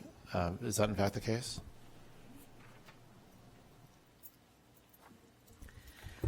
Good evening, Sarah Flax, Community Development Director. The Housing and Community Development Committee looked at the different sources of funding needed for different purposes, and we were really trying to balance how to best use ARPA and other funding combined. One of the keys was so it comes as a sort of package deal. I mean, we have to have the financing, the full financing for the HODC project to go forward. So to separate and just talk about ARPA as a special order of business made it really difficult to actually request what needed to be approved. Does that make sense? Yeah, I mean, that was my understanding of the explanation. It doesn't matter very much one way or the other. Well, go ahead. Well, I mean, Evan, the Community Development Committee voted to recommend to council approval of $4 million in city funds for this. And that's what we're doing here with the special order. So this very much did originate in committee. I'm just, because 18.11 says a special order of business refers to a docket item that did not originate. I mean, it's for like emergency, something comes up and we don't have time. So I'm just trying to understand if that's our rule, what is the justification for how do you get around that for this? I wouldn't characterize myself as getting around anything. And I do want to reiterate, I think there's a sort of implication that there's some kind of underlying objective here that's being advanced by making this a special order of business. That is not the case, and the impact of it being a special order of business is, I would say, negligible. But my interpretation of that rule is that there's 2 ways for something to get on an agenda. One is going through the committee process, and one is being a special order of business. And it is possible and likely and normal that a special order of business will have overlap with or similarity to something that's come out of committee. That doesn't prevent it from existing. But again, I'm not sure what the concern is about the process, and I think there is some concern about the substance, so maybe we go to that. Well, I mean, it's a way to push something through more quickly. That's what special orders are for, so it doesn't get bogged down in committees and, you know, the bridge collapses, we need to allocate funding. And so there's just, you know, I'm not sure. So it seems like this is because there's a rush or not. I mean, is there a rush? Or Well, I don't personally feel any sense of rush. Maybe others up here or who want to come to the dais can speak to that. But, and again, I would urge us to focus on the substance, but is there a committee hearing that you think was skipped because the special order of business is on the agenda? Like, what's the problem? The problem is being rushed. So we know, like, if there's questions about it, it can't be held, for example. If you have questions that you want answered, one can't hold a special order of business. It is a means of fast forwarding an item. And so in our rule says that it can't, a special order of business can't originate in any committee or subcommittee. So I'm just trying to follow rules and understand if we are following or we aren't following. Well, again, I think we certainly are. I think the last time we had this discussion up here, the Corporation Council was in agreement with my interpretation, and happy to have him weigh in again. I guess a special order of business cannot be held. It certainly can be tabled. The last time we had this discussion, I thought the concern was that some felt that the creation of a special order of business resulted in a committee being skipped, which at the time I thought there was actually a good argument for that. With this item, what you're saying is that it's already been to committee, so nothing is being skipped. The only impact of this being a special order of business is that it can't be held, but it can be tabled. And so again, maybe a substantive discussion that leads to a determination by the body of whether to table it is the best way forward. So why not just for introduction? I don't know, perhaps Mr. Cummings can elaborate how this jives with, so again, we know that everyone knows that tabling is much more difficult than holding if you have a question. I just want to make sure we're following the rules, and again, because otherwise this should just be for introduction. And, I mean, does this comply with 18.11? Let me just first say that it's not an ordinance, so it shouldn't be for introduction. Right. It's just business. Yes, it would not be for introduction under any, the only thing it could be, I guess, perhaps if we wanted to like stretch the interpretation of what HCDC did, it could have been labeled HCDC 1. The effect of which would have been one difference and one difference only, which is that it could have been held as well as tabled. But again, this wasn't precisely what came out of HCDC, and I think as Director Flax pointed out, the practice with the ARPA allocations has typically been for them to be special orders of business because it's really an act of council that's being effectuated. But anyway, sorry, Mr. Cummings, do you want to speak to the question of Rule 18 point whatever it is? I was just also going to point out, in addition to the items, first of all, I'm sorry, Nicholas Cummings, Corporation Council, good evening, Mayor, members of City Council, City Manager Stowe, Clerk Mendoza. In addition to the items that you pointed out, Mayor Biss, the Housing and Community Development Committee is actually a board commission and a committee. It is not a committee of the council or a subcommittee. So in addition to that, it would not necessarily, under the letter of 18.11, be an issue in terms of being a special order of business. But that would be the only thing I would add to anything else that you've already said. I concur with what you've already discussed. Just for clarification, so subcommittees, it's not a subcommittee? The Housing and Community Development Committee, from my understanding, is a board commission and committee that actually includes a mixture of members, if I'm not mistaken, and not just members of City Council or subcommittees of the standing committees of City Council. But it doesn't say standing committee, it just says any committee or subcommittee. It says a committee of a council committee. Or subcommittee. Okay. So what is the reason for making a special order as opposed to just putting it up? It's exactly what Director Flax said from the very top, which is that that's how these ARPA allocations have typically been. And yeah, there could have been it could have been divided into two chunks, but it was easier to put it in a single agenda item. Though it isn't all ARPA money, right? It's a configuration of funding, but okay. Anyway, I think we've just seen a lot of special orders of business, and I think it is, sometimes it reduces the amount of participation or questioning or really vetting items, I think, as thoroughly as some people might want, but I'm done. Thank you. Councilmember Reed, followed by Harris.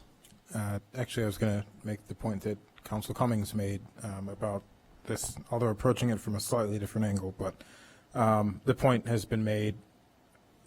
I will ask if there is a substantive concern. I'm willing to hear a motion to table. Otherwise, I serve on the HCDC committee. It went through committee. We held, I don't know how many meetings discussing this, several discussing the funding. I certainly, Councilmember, I think every question has been answered. I'm supportive of this. I think this makes sense. We need affordable housing in our city. The city needs to put up money to make that happen. We can't, certainly some of this is federal money, but we can't just rely on the federal government or wait for some magic to happen. We have to have skin in the game, and this is that. And so I am excited to support this. Thank you. Councilmember Harris, followed by Newsmith, followed by Ravel. Thank you so much. So I'm just looking at the funding, and I'm wondering for the West Evanston TIF funding, I have some projects coming up, and I need some of the funding that we have available, and I'm wondering if that could be dropped to 1,000 and 1,500 come out of the city's affordable housing fund. I'm sorry, $1 million. Yes. It's okay. we have a little over, that would actually put the balance of the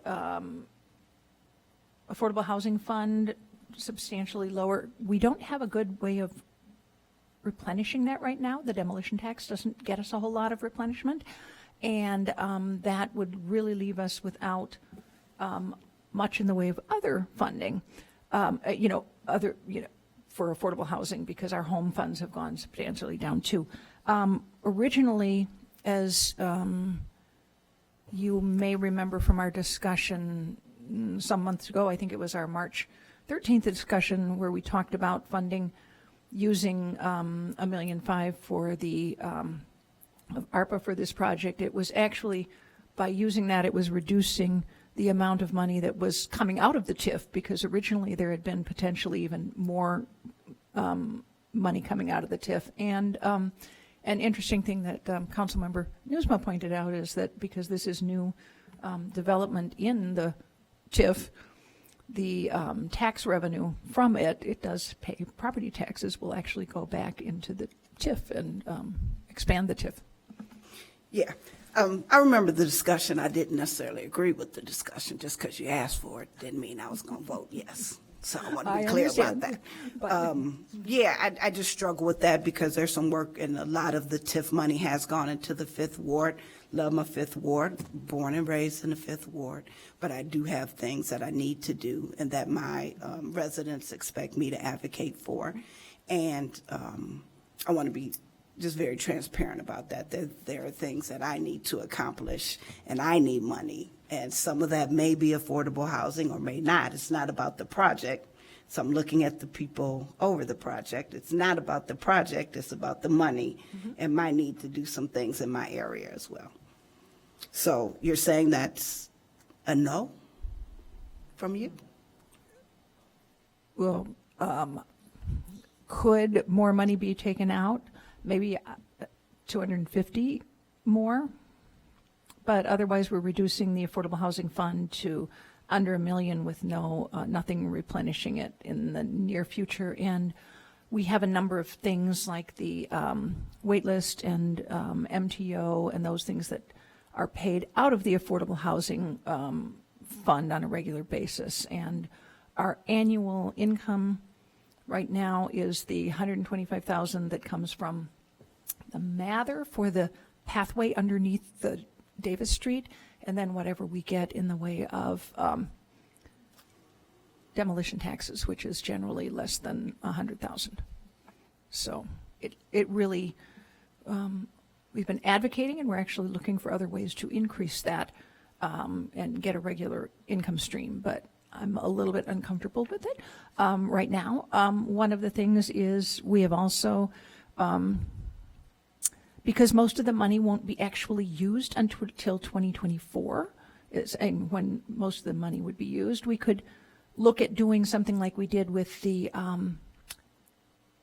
Evergreen funding for the Ann Rainey Apartments, where we actually said at that point we didn't know if we would get enough home funds to make up our $500,000. And so we had this very complicated agreement that Nick Cummings developed that said we would have no less than $350,000 from home and up to $500,000, and then the Affordable Housing Fund in that case picked up the slack. We could probably do something like that. I don't think that HODC will care what source it comes from, but we could build in some flexibility and do everything we can to reduce the use of the TIF money that way. Well, until we get that figured out, I couldn't support it. I just need to know, and I have some major requests on the books. I don't have a great deal of detail on the TIF funding. This was worked through working with Paul, so right. He's not here. So unfortunately, I can't give you. No, I know. So I regret that. Thank you. Thank you for your response. So. Councilmember Newsma, followed by Ravel. Thank you, Mr. Mayor. Director Flax addressed one of my questions regarding the property tax, so thank you, Sarah, for doing that. I'd also like to make the point that this building will be fully CARP compliant, and per previous correspondence with staff on this issue, the building will be all electric and will have solar panels. So we can regard the city's investment in part as an investment in our CARP objectives. So, I'm supportive of moving forward with funding, considering that affordable housing is one of our top council priorities, and one of these days we will formally conclude that discussion. But I think it is safe to say that affordable housing will be on that list. So where do we come up with the $4 million? Some of that's from the West Evanston TIF, some of that's from ARPA, some of that's from the Affordable Housing Fund. The ask here is for $1.5 million from ARPA, which would leave us with only just over $2 million in our ARPA fund, with more than $2 million worth of requests pending. So we would have to make some difficult decisions, and maybe this is one of them. We can't afford to do everything that we want to do. I'm going to go ahead and support this, given the fact that affordable housing is one of this city council's primary goals, and given the fact that the building will be CARP compliant, all electric with solar panels. Our money's going to a good cause in that regard, as well as the affordable housing. So thank you. Councilmember Revelle. Well, I second Councilmember Newsom's reminder that affordable housing is really a very top priority for City Council, and this project definitely advances that goal.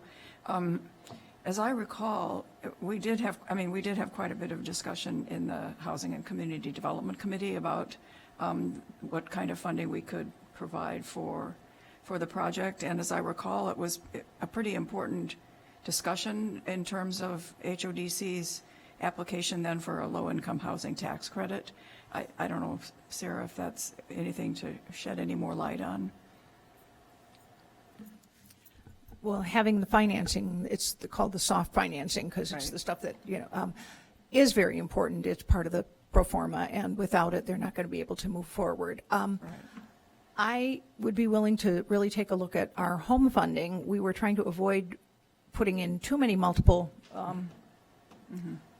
sources, but home can also be layered in. I don't know that we can get to $500,000 with what we have available. They've been cutting our home. Our home went down from great big $380,000 a year to about $335,000 a year. So we're really not, and it isn't all available for any one thing. 15% gets set aside for CHODO, but HODC is a CHODO, so we could probably use CHODO reserve. I mean, I would be willing to really look at that and see how much we could reduce the TIF funding, but I can't give you that right off the top of my head without going back and looking at what's available. Yeah, from all the discussions we have in the committee, it does seem that a lot of our different sources are restricted in how we can use them, so that it's... Well, home layers very well with tax credit projects. The question that we have is when we have availability of our home. For example, we're almost halfway through fiscal year 2023, and we don't have access to our grant funding. We'll get it sometime in later this year. But we do have some home from 2022, and we will have some from 2023. We're trying to balance between funding TBRA and a bricks and sticks project. What normally we've done with home is try to do a smaller project with one of our CHODOs, but we could certainly look at using some home for this. So are you suggesting that we would postpone voting on this so that you could... No, I would ask to vote on it and say that we would commit to the funding, but give the city some flexibility to come up with how much home we could switch out for, for the TIF money. Right, okay. But one of the challenges is I just have to also make sure that some of that money is in non-housing. That's the $1.5 million is not for direct housing, and home has to be direct housing. However, it can be site preparation, which was one of the things that was going to be about, that we were going to use. So that's the other balancing thing. It can't do certain funding. Okay, great. Well, I think Councilmember Reed might be having an amendment to kind of reflect some of this discussion. Okay. So I would just also add, going back to the dead horse of special orders of business, I think we give, because it's a special order of business, we end up spending a lot more time than we would if it were buried down on the council agenda. So anyway, just an interesting point.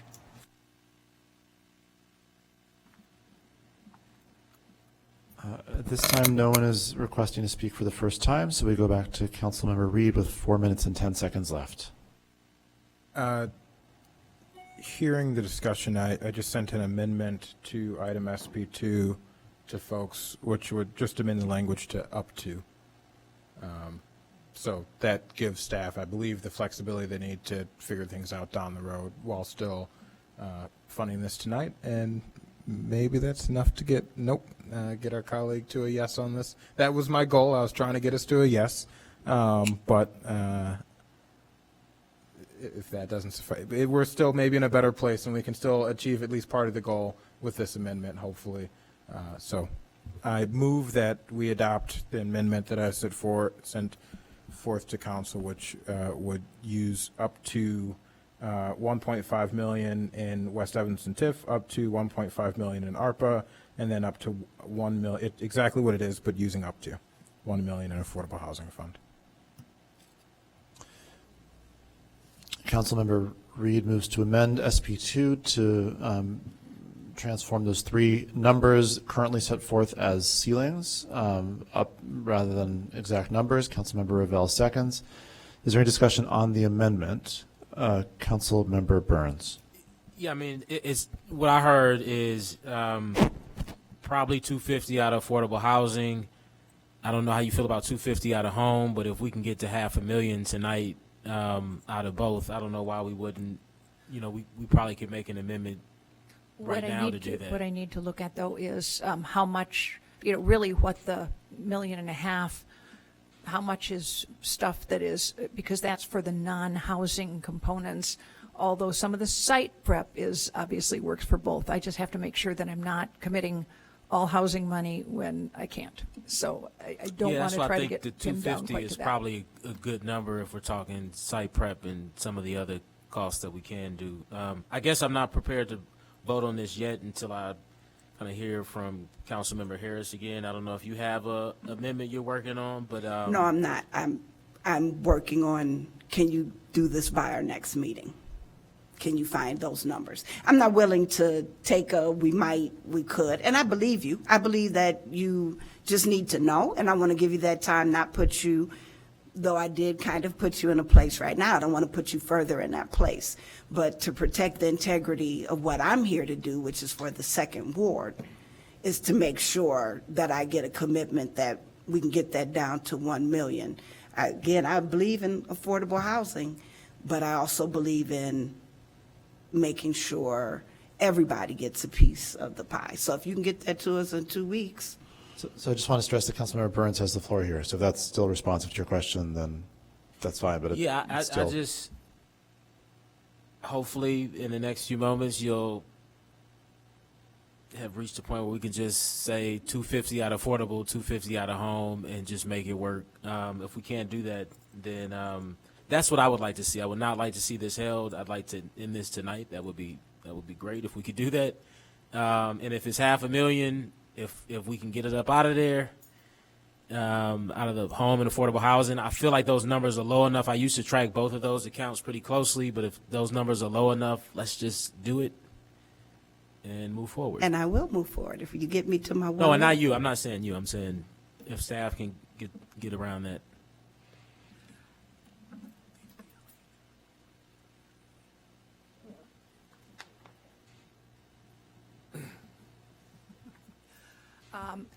How about if I want to double check on some of the things we're paying for before, can I just come back before the end of the meeting? I would like to talk to Richard Koenig and just make sure that I am aware of what funding we're looking at, what aspects we're funding.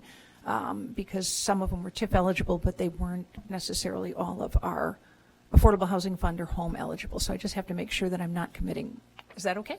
So I'm, of Come course, back? totally comfortable bumping this to the back of the meeting. Just, Mr. Cummings, if, I don't, like, there's actually a motion on the, before the council. In fact, there's two motions before the council. How do we dispense with those temporarily? So the motion to table would supersede until the end of the meeting. A motion to table to the end of the meeting would supersede all those motions. Okay, would someone care to make that motion?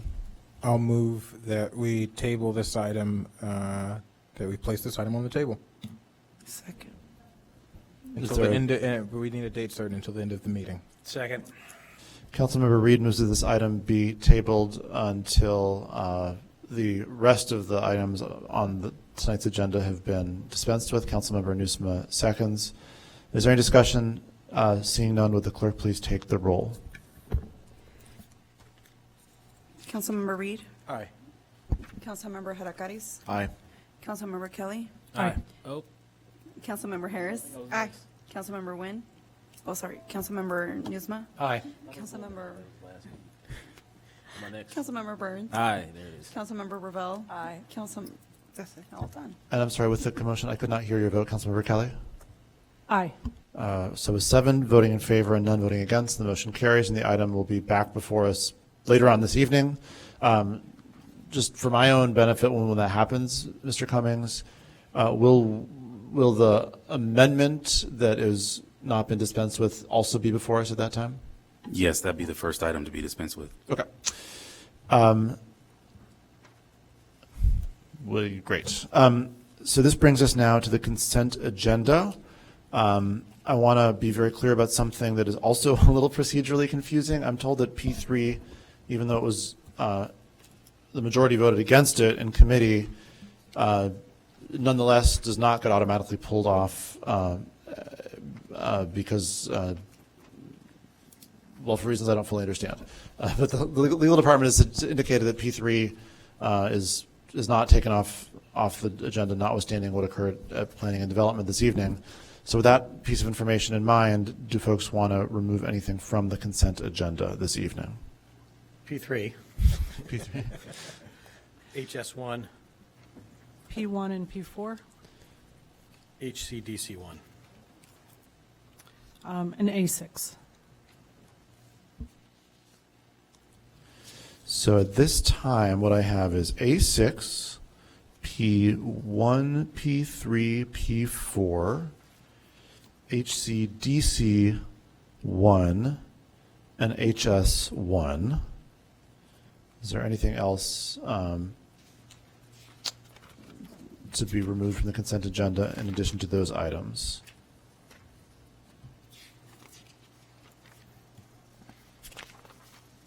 I will move the consent agenda minus the items that were just listed, which are A6, P3, P4, HCDC 1, HS 1, And P1. And P1. Councilmember Reed moves passage of the consent agenda except for A6, P1, P3, P4, HCDC 1, and HS 1. Councilmember Harris seconds. Is there any discussion? Seeing none, will the clerk please take the roll? Councilmember Reed, Aye. Councilmember Hadakaris, Aye. Councilmember Kelly, Aye. Councilmember Harris, Aye. Councilmember Nusma, Aye. Councilmember Burns, Aye. Councilmember Ravel. Aye. With 7 voting in favor and none voting against, the motion carries, and the consent agenda, with the exception of those 6 items, is approved. Continuing in the spirit of doing everything in a funny order, if I'm reading the room right, the people who are still here who are not here for SP2, I think, are mostly here for item HS1. So why don't we take that up first? Is there someone who would care to make a motion on HS1? Yeah, I will move item HS1, ordinance 57-023, amending City Code Section 9-8, creating the Safe Storage Act. Councilmember Reed moves passage of ordinance 57-0-23. Councilmember Ravel seconds. Is there any discussion? Councilmember Nusma. Thank you, Mr. Mayor. I am fully in support of this ordinance.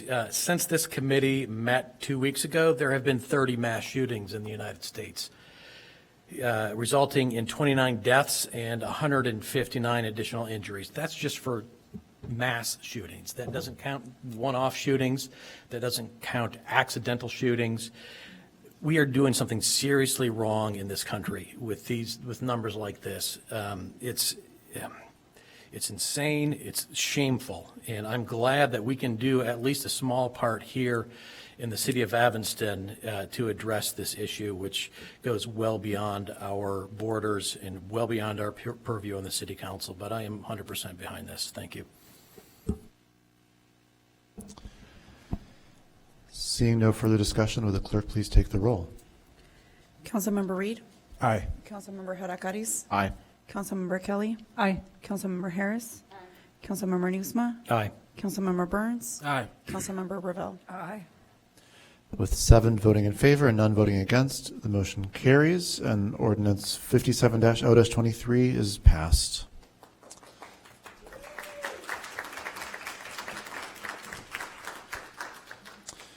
On a personal note, I want to thank not only the council for their support of this, but thank the advocates not only for their support of this measure, but for their continued creativity and pressure, which is going to be important because unfortunately this vote tonight, as Councilmember Newsma indicated, is not going to put this issue to bed. So thank you very much.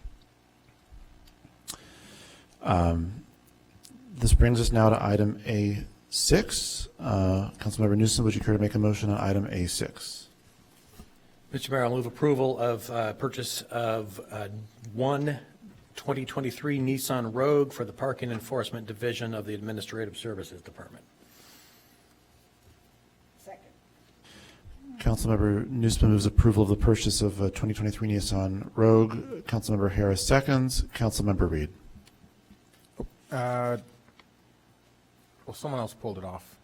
I think Councilmember Newsma, or Councilmember Kelly pulled it off. I'll go after. So I'm not opposing this. I just thought maybe an explanation. It is slightly addressed in here where it talks about the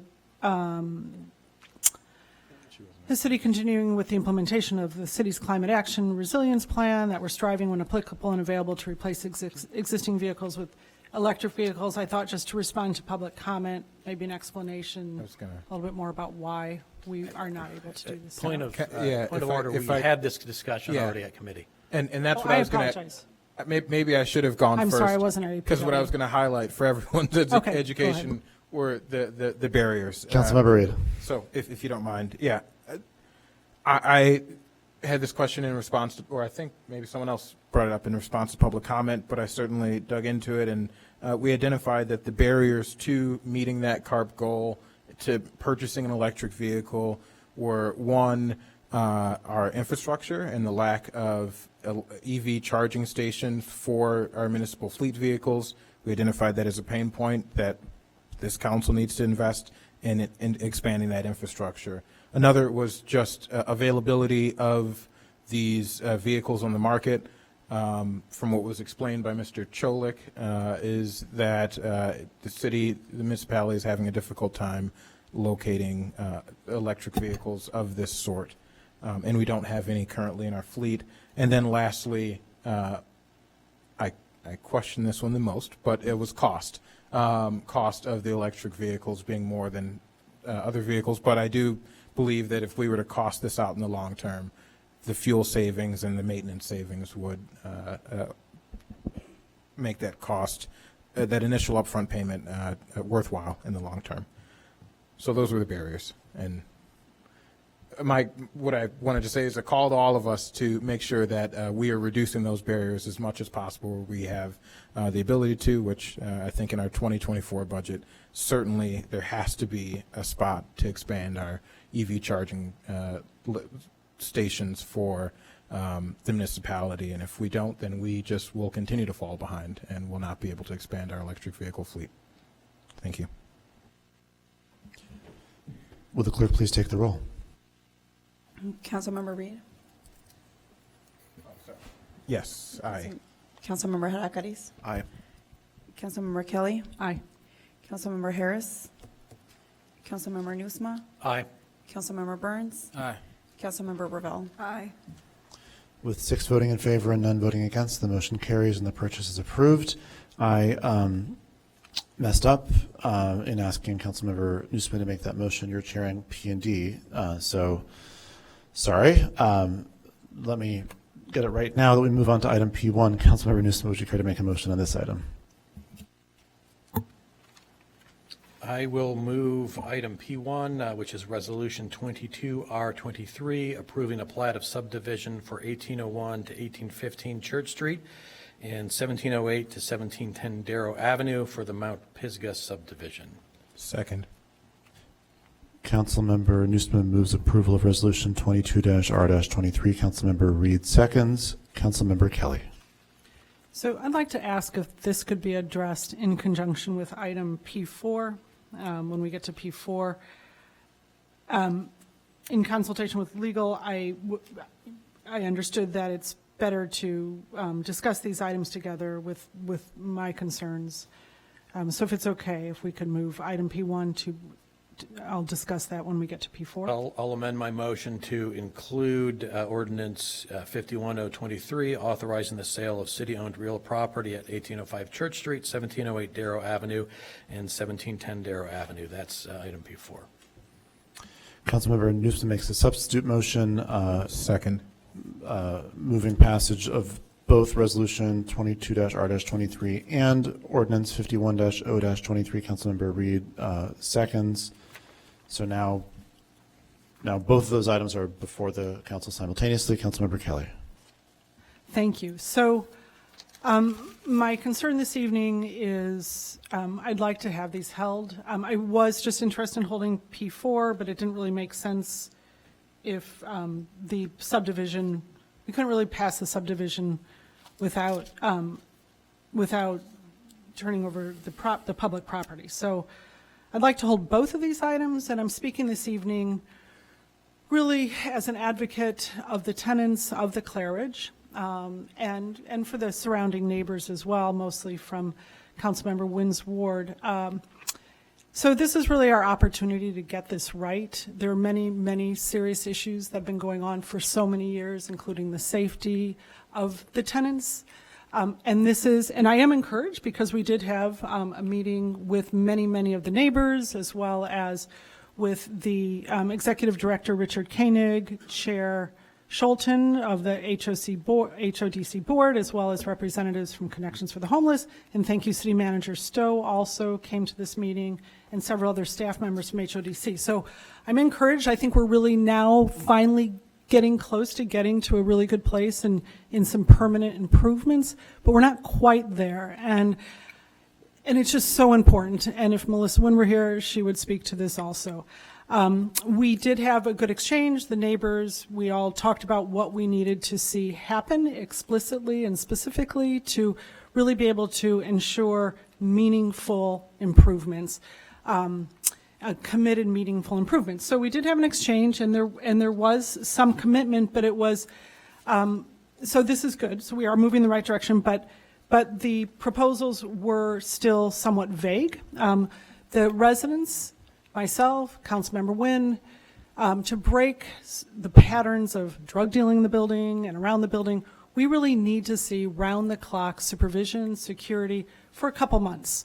And after that, limited supervision, 8 to 12 hours a day, that could be revisited on an annual basis, or maybe 6 months. We're open to discuss that, but not, what we have right now is a commitment to have 8 to 12 hours a day for the near term. So we really need those specificities, and I've laid all that out on behalf of the residents and Councilmember Wynn in an email that I sent back to Executive Director Mr. Koenig, as well as to the Chair Bill Scholten, with explicits. But again, those include round-the-clock supervision for at least a couple months. Again, just to break the very, very serious patterns that have been going on there for years now.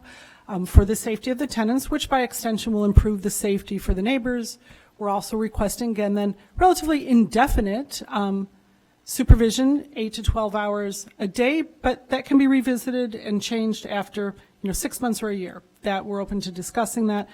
but we have to have minimally that. And then we had some other requests, like meeting with the tenants regularly and meeting with the neighbors, and we're pleased that HODC is willing to do that and is committed to doing that. And for that, we'd also like to see, for example, when meeting with neighbors. Point of order, just on the germaneness of this particular line. She's making a motion to hold, and she's explaining Why? what she would like to see happen between now and when the item would come back before the body in 2 weeks. Is that a fair description? That's exactly right. So there are about 6 items, but the most important is that supervision in the building. And, you know, we asked for some review of the vetting process as well, and a review of the history of it and those vetting. But that first one is really, really essential. And so, and I, you know, would like to support this project. I know I've had concerns about, like, I want a preservation commission to look at it, to be able to, you know, maybe make some tweaks. But all that aside, this is it for me. I need to see protections in place for the tenants there. I need to see the neighborhood improved. So I'm willing to support this, but I absolutely, we all need to see, the neighbors who are here, we need to see these specific changes with specific language, with timelines, timeframes in place. And so I would like to move to hold this. Let's get this right. I mean, this has been such a problem for the 3rd Ward and the 1st Ward. This is our opportunity. It also will bode well for the development on Church Street, to see that commitment, to see that specific, explicit commitment with details. And again, they're not overwhelming. And, you know, I know that HODC has other properties that it has been successful in managing. This is not one of them, but we need to look at what needs to be done in this building in order to finally see some permanent improvements. Councilmember Kelly moves to hold items P1 and P4. Is there a second? Councilmember Revelle seconds. As I understand, and I get this wrong a lot, so Mr. Cummings help. This is not a debatable, correct? It is not debatable and doesn't need a vote. All right. The only thing that would need a vote is if there is a motion to overrule. Right. Is there a motion to overturn the hold? Yes, I move that we overturn the hold. Councilmember Reed moves to overturn the hold. Is there a second? I'll second because I wanted to comment on this, so I'm glad you made a motion to hold it, because now I have an opportunity to say something. Councilmember Reed moves to overturn the hold. Councilmember Burns seconds. Except, Mr. Cummings, continue to help me out here. Is that a debatable motion? It is not a debate. That is a debatable motion, I'm sorry, but it also requires a 2/3 vote. Understood. But just let's doing the arithmetic, because we're at we have an unusual denominator this evening. 2/3 of 7 rounded up is 5. So it would take 5 out of the 7. It would take a 5-2 vote to overturn the hold. On the motion to overturn the hold, Councilmember Burns. Oh. Sorry. Councilmember Reed, followed by Burns. Please.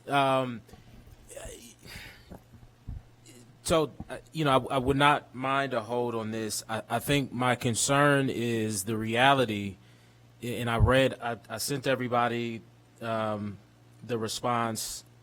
I sent everybody the email that Richard Koenig sent, Richard Koenig, Executive Director of HODC, to myself, Councilmember Kelly, maybe Councilmember Nguyen, following the meeting they had with the tenants, with the neighbors, et cetera. And if you review that, and then I also send Councilmember Kelly's response, really there were no big material issues that Councilmember Kelly had with what Richard said he wanted to do, other than issues that will not go resolved even if we wait another week or two, which is there are fundamental differences between Richard and Councilmember Kelly about how long security needs to be there, period. Right now, I believe it started at 8 hours. It has now, I believe, has gone to 12 hours. I think it's worth reminding this body that the city is actually chipping in half on this. And there is, I continue to hear that there is one person that is responsible for at least 80% of the issues that happen at this building, and that he is to be evicted on, I want to say it's July 10th, and that there was a commitment from the city to reach out to the sheriff's office on that day to make sure that the sheriff is sent out and this person is evicted.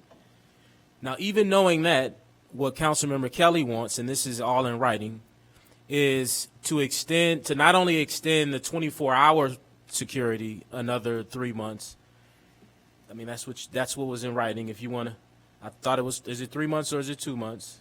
I thought it was 3 months. Thought I saw 3 months. Is it 3 months? This is correct, but 3 months. I know my All right, numbers. 3 months. I will Good at say that. residents would like to see it I year-round. remember everything and I read everything when it comes to my Year-round. projects. Just understand that. So 3 months. Then on top of that, indefinitely want security for either 8 to 12 hours or something like that. I might be wrong on that, but something in there. And so for a nonprofit that provides housing considerably under market rate, right, and doesn't have a ton of money to add another $300,000 or so to their budget to provide security, it just doesn't make sense. Now, what Richard has told me, I don't know if you said this in writing, is that they'd be more than happy to bring on security as needed, as they're doing now, and I'll even admit that this is something that should have been done sooner, and I'm glad that the city is supporting them in this. But if issues come up again and they have a problem tenant, that they will hire security on in order to address it. To me, that sounds reasonable. But even if you spend another 2 weeks on it, they're not going to be able to find the money to commit to it, nor do they necessarily feel it's necessary. So that's the reason why I don't think this hold is going to amount to much. I'm happy to support it. If you can articulate what is going to happen between now and how are you going to convince HODC that it's necessary? Because I'm not even sure the city, and I will call on people if I need to, agree that especially the city needs to continue to contribute money towards security beyond the eviction of this individual. So what are you going to do to convince all of us that this is worth continuing to invest in? May I? Sure, go ahead. Okay, so it's not just me, also it is Councilmember Nguyen, whose experience Well, is. Councilmember Nguyen will speak for herself when okay, she said, fine. I'm just sorry, Chair, but I just want to, don't speak for somebody else. That's fine. Thank you. Okay, so this is about negotiations and about getting this right. And currently, there is a trend, I think neighbors here will attest to the drug dealing issues. This has been sort of a hub, this building, and we need to break the trend. And restricted hours where it's not covered round the clock doesn't ensure. Now, I think Councilmember Nguyen are open to negotiating, whether it's 2 months or 3 months, but we need round the clock initially to change this, to break this trend, to break this pattern at this building. We need, so there's full coverage initially. We need to see this stopped and improved. After that, we need some assurance, not just, because right now the way this reads is insufficient. It says that there will be 8 hours per day to 12 hours per day for the near term. That's very vague. That doesn't tell us, that doesn't give us a timeline. We need a timeline. We need to know that after that, and again, I think Councilmember Nguyen and I would be open to talking about how many months that negotiating, how many months of round-the-clock supervision we have, whether it's 2 or 3 months. I'm open to negotiating that, but we want to break that trend. And then we need to know, we need to agree to a significant chunk of time that there is 8 to 12 hours. Residents I know here in this room and neighbors would like to see round the clock all the time, given their long-standing negative experience with the Claridge. We're saying that at least minimally break the pattern, give us a couple of months of round the clock, and after that commit to 6 months or the year, and we can discuss that to be visited. So if after 6 months, or a year, we decide that this is looking great, it gets scaled back. But we need those commitments. We need a time frame, we need a timeline, we need quantities of time, just not just vague language like near term. Yeah, and what I'm saying. May I just say one more thing? Yeah, go ahead.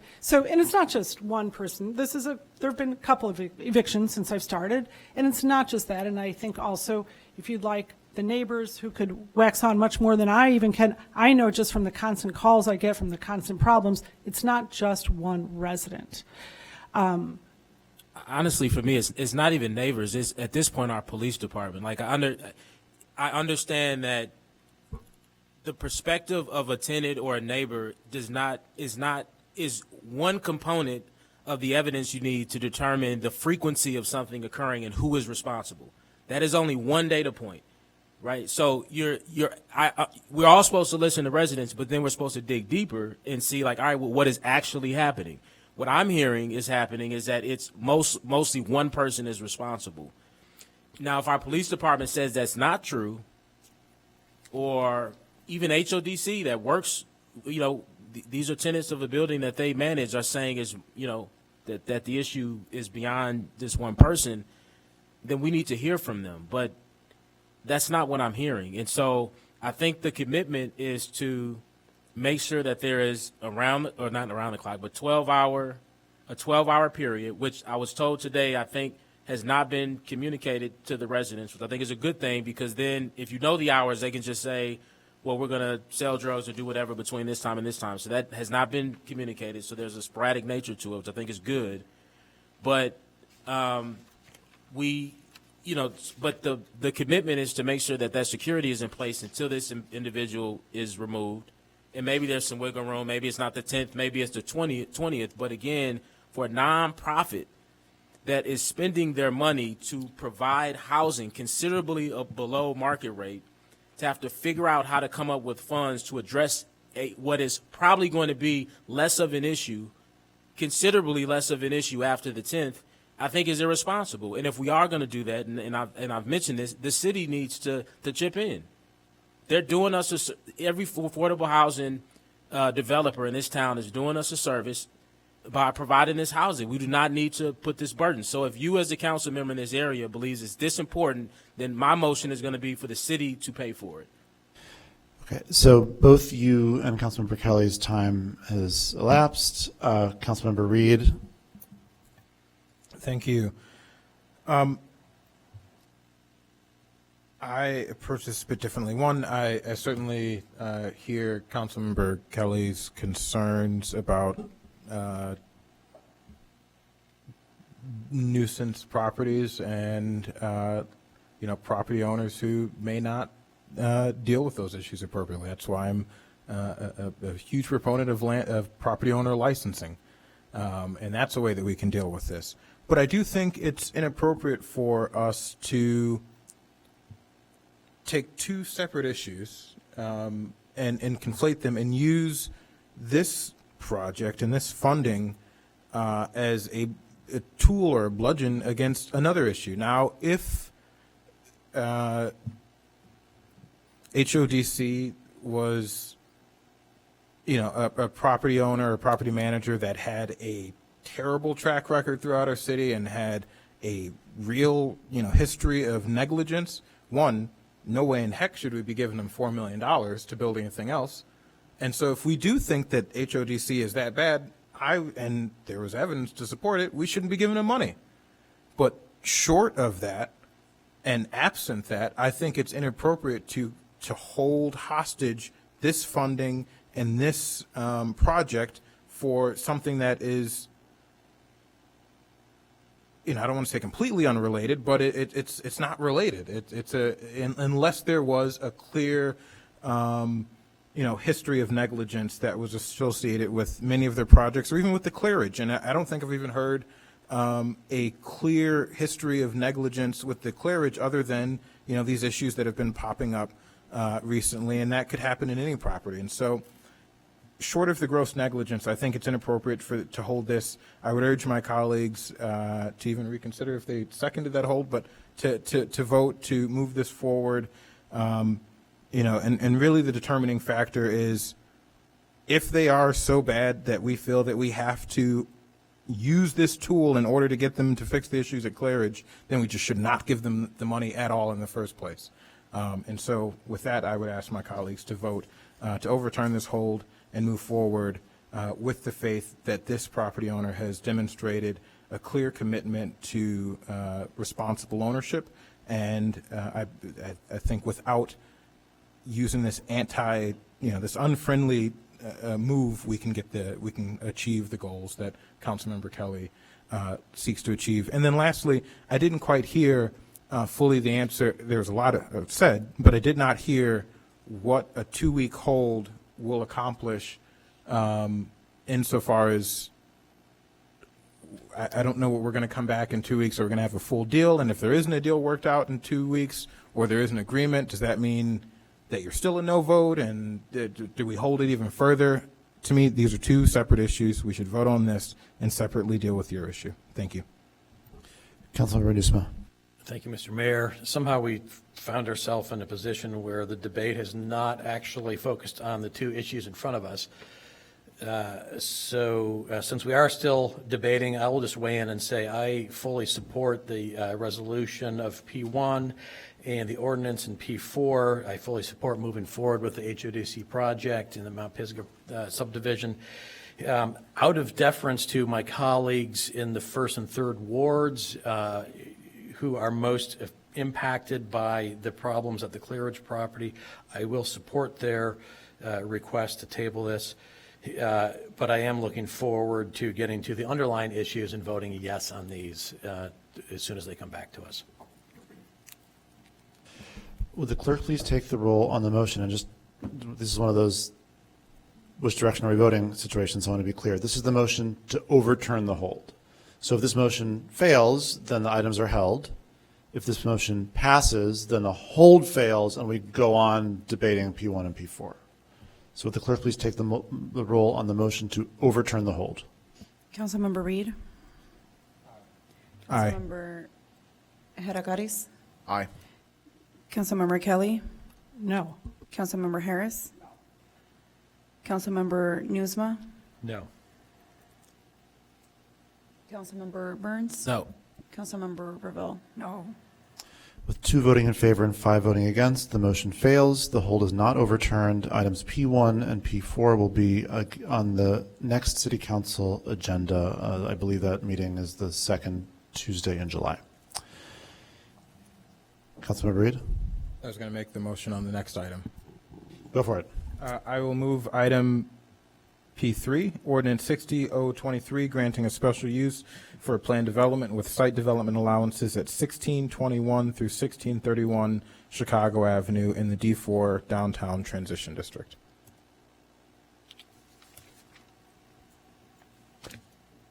Oh, geez. The motion fails for lack of a second. This brings us then to item. This brings us then to item HCDC 1. Would someone care to make a motion on this item?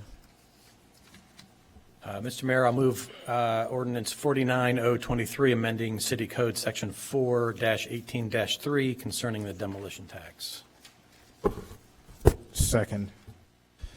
Councilmember Nusma moves passage of ordinance 49-0-23. Councilmember Reed seconds. Councilmember Reed. Yes, I not a substantive note.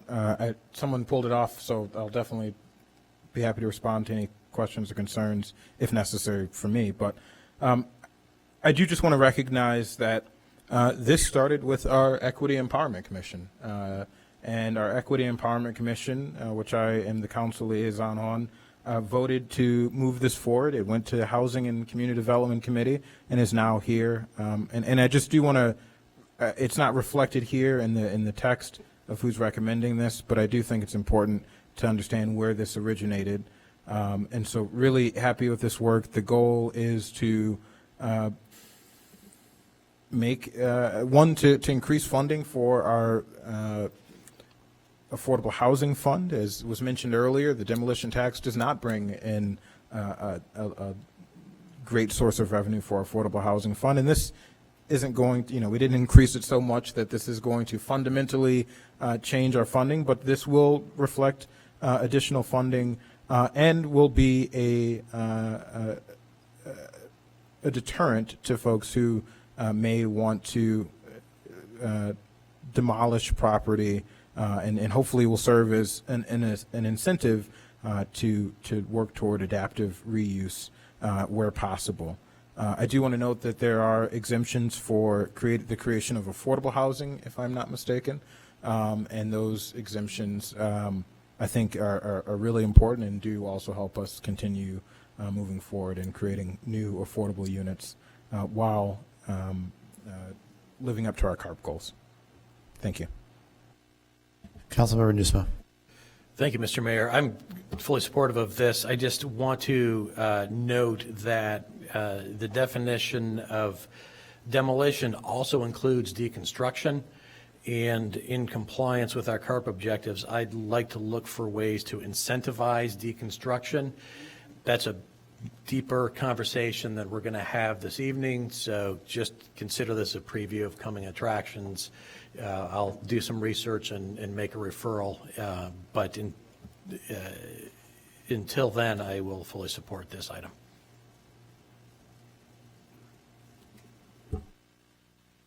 Would the clerk please take the roll? Councilmember Reed? Aye. Councilmember Hadakaris? Aye. Councilmember Kelly? Aye. Councilmember Harris? Councilmember Nusma? Aye. Councilmember Burns? Aye. Councilmember Ravel? Aye. With 7 voting in favor and none voting against, the motion carries and ordinance 49-0-23 is passed. And Chair, real quick before you move on to the next one, if there is a next There's one. no other. Okay, All the awards. good timing then. Can I? Oh, that's right. Sorry. We are going back to SP2. Can I hop in real quick? Well, the next item that would ordinarily come before us, ordinarily is a funny way to put it, is item SP2. So one thing we would need to do to come back to that is to have a motion to pick it back up from the table. Do you want to make that motion? To remove item SP2 from the table. And So I had another matter I wanted to bring up, but I'll bring it up now that we have a motion on the floor after this. All right, if I can Councilmember Reed moves to pick item SP2 back up from the table. Councilmember Harris seconds. We could just vote on that motion and then have the item before us, but are you turning your light to debate that motion? yes. Councilmember Reed. Ms. Director Flex, do you have an update for us as far as what was discussed? I do. I am comfortable saying that we can take $500,000 off of the TIF request. So the TIF request for the project will be $1 million. And I just ask the flexibility to be able to add home into the funding mix and use a combination of home and the Affordable Housing Fund to come up with that $500,000 difference.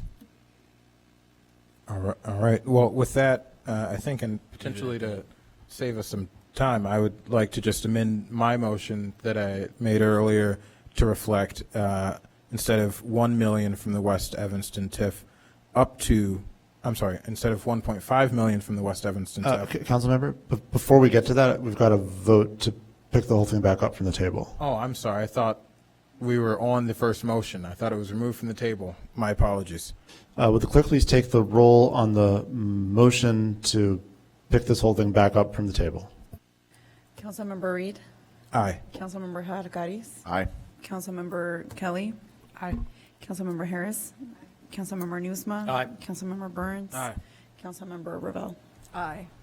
With 7 voting in favor and none voting against, the motion carries, and the item is removed from the table. So now, Councilmember Reed, you were describing, and I think a new version of your amendment, I guess. Yes. And so do I need to send this to you in writing? I am happy to edit what I sent. Yeah, so why don't you withdraw your initial amendment and then make a new one, both verbally and in writing? Okay. And to be clear, Director Flax, you said that the $500,000 could come from where? It would be a mixture of two sources, the Affordable Housing Fund and home funding. So it would be already there's a commitment of a request for $1 million from the Affordable Housing Fund. It would be an addition to that, but exactly how that $500,000 would be divided between home and the Affordable Housing Fund. I don't want to try to make an absolute commitment at the moment, but between the two of those funding sources, we can get that.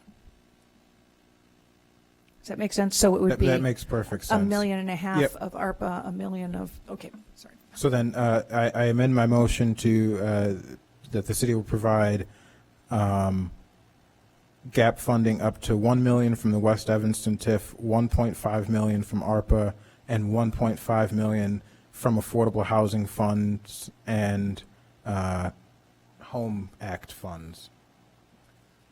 a combination, yeah, of the Yeah. two from home and the Affordable Housing Fund, yeah.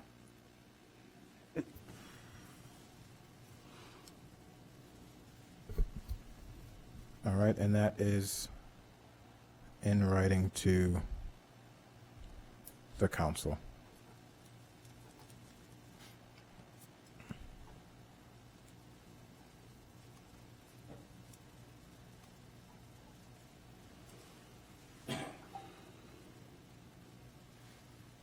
You know, when I'm writing emails, I really appreciate how long Google gives me to take it back.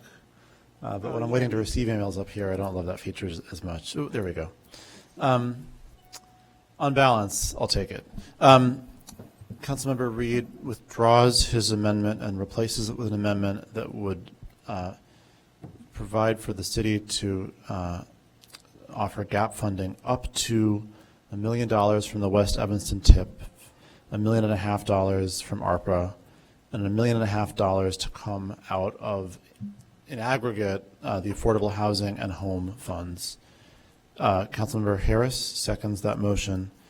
Is there any discussion on the amendment? Seeing none, Councilmember Harris, followed by Reed. I just wanted to say thank you for taking the time to go back and get that figured out. I appreciate that. Thank you. Councilmember Reed? No, I just wanted to check and make sure that we got to yes, and so I'm glad that we did. All right, thank you. Would the clerk please take the roll on this amendment? Councilmember Reed? Yes. Councilmember Hadakaris? Aye. Councilmember Kelly? Yes. Councilmember Harris? Yes. Councilmember Newsma? Aye. Councilmember Burns? Aye. Councilmember Ravel? Aye. With 7 voting in favor and none voting against, the motion carries, and item SP 2 is amended. Is there any further discussion on the newly amended item SP 2? Seeing none, will the clerk please take the roll?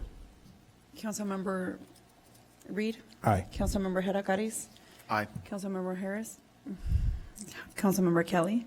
No. Councilmember Harris? Aye. Councilmember Newsma? Aye. Councilmember Burns? Aye. Councilmember Ravel? Aye. With 6 voting in favor and 1 voting against, the motion carries, and item SP 2 as amended is passed. This brings us to call of the wards, beginning with Councilmember Reed. I guess this is still appropriate here at call of the wards, but I intended to, when I made the motion for item P3, which is the planned development on Chicago Avenue, I would like us to consider that. I think, and not consider the project as it is. It's very clear that there is not support for that. But I think advancing this tonight and holding it or tabling it for several months is appropriate in order to give the applicant, similar with what we did with HCDC, where we allowed the scale to come down.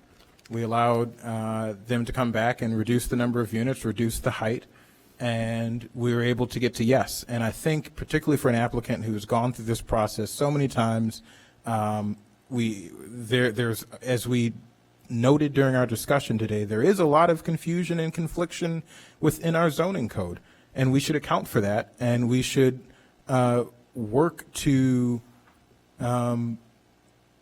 make our city a more, and I'm certainly not a developer, friendly person necessarily, but some folks call me a Marxist. Not true, but but I do think there is something to making sure that there's a clear set of rules. There's something to making sure that our process is fair, and that we aren't having folks go through, jump through many hoops. And so I would seek a second just for the ability to table this down the road to allow this group to reduce the height and meet some of the goals that we asked for, and not make folks go through what was almost a 2-year process. I mean, I remember meeting with these folks maybe right before I was sworn in or right after I was sworn in, and to have folks go through another several-year process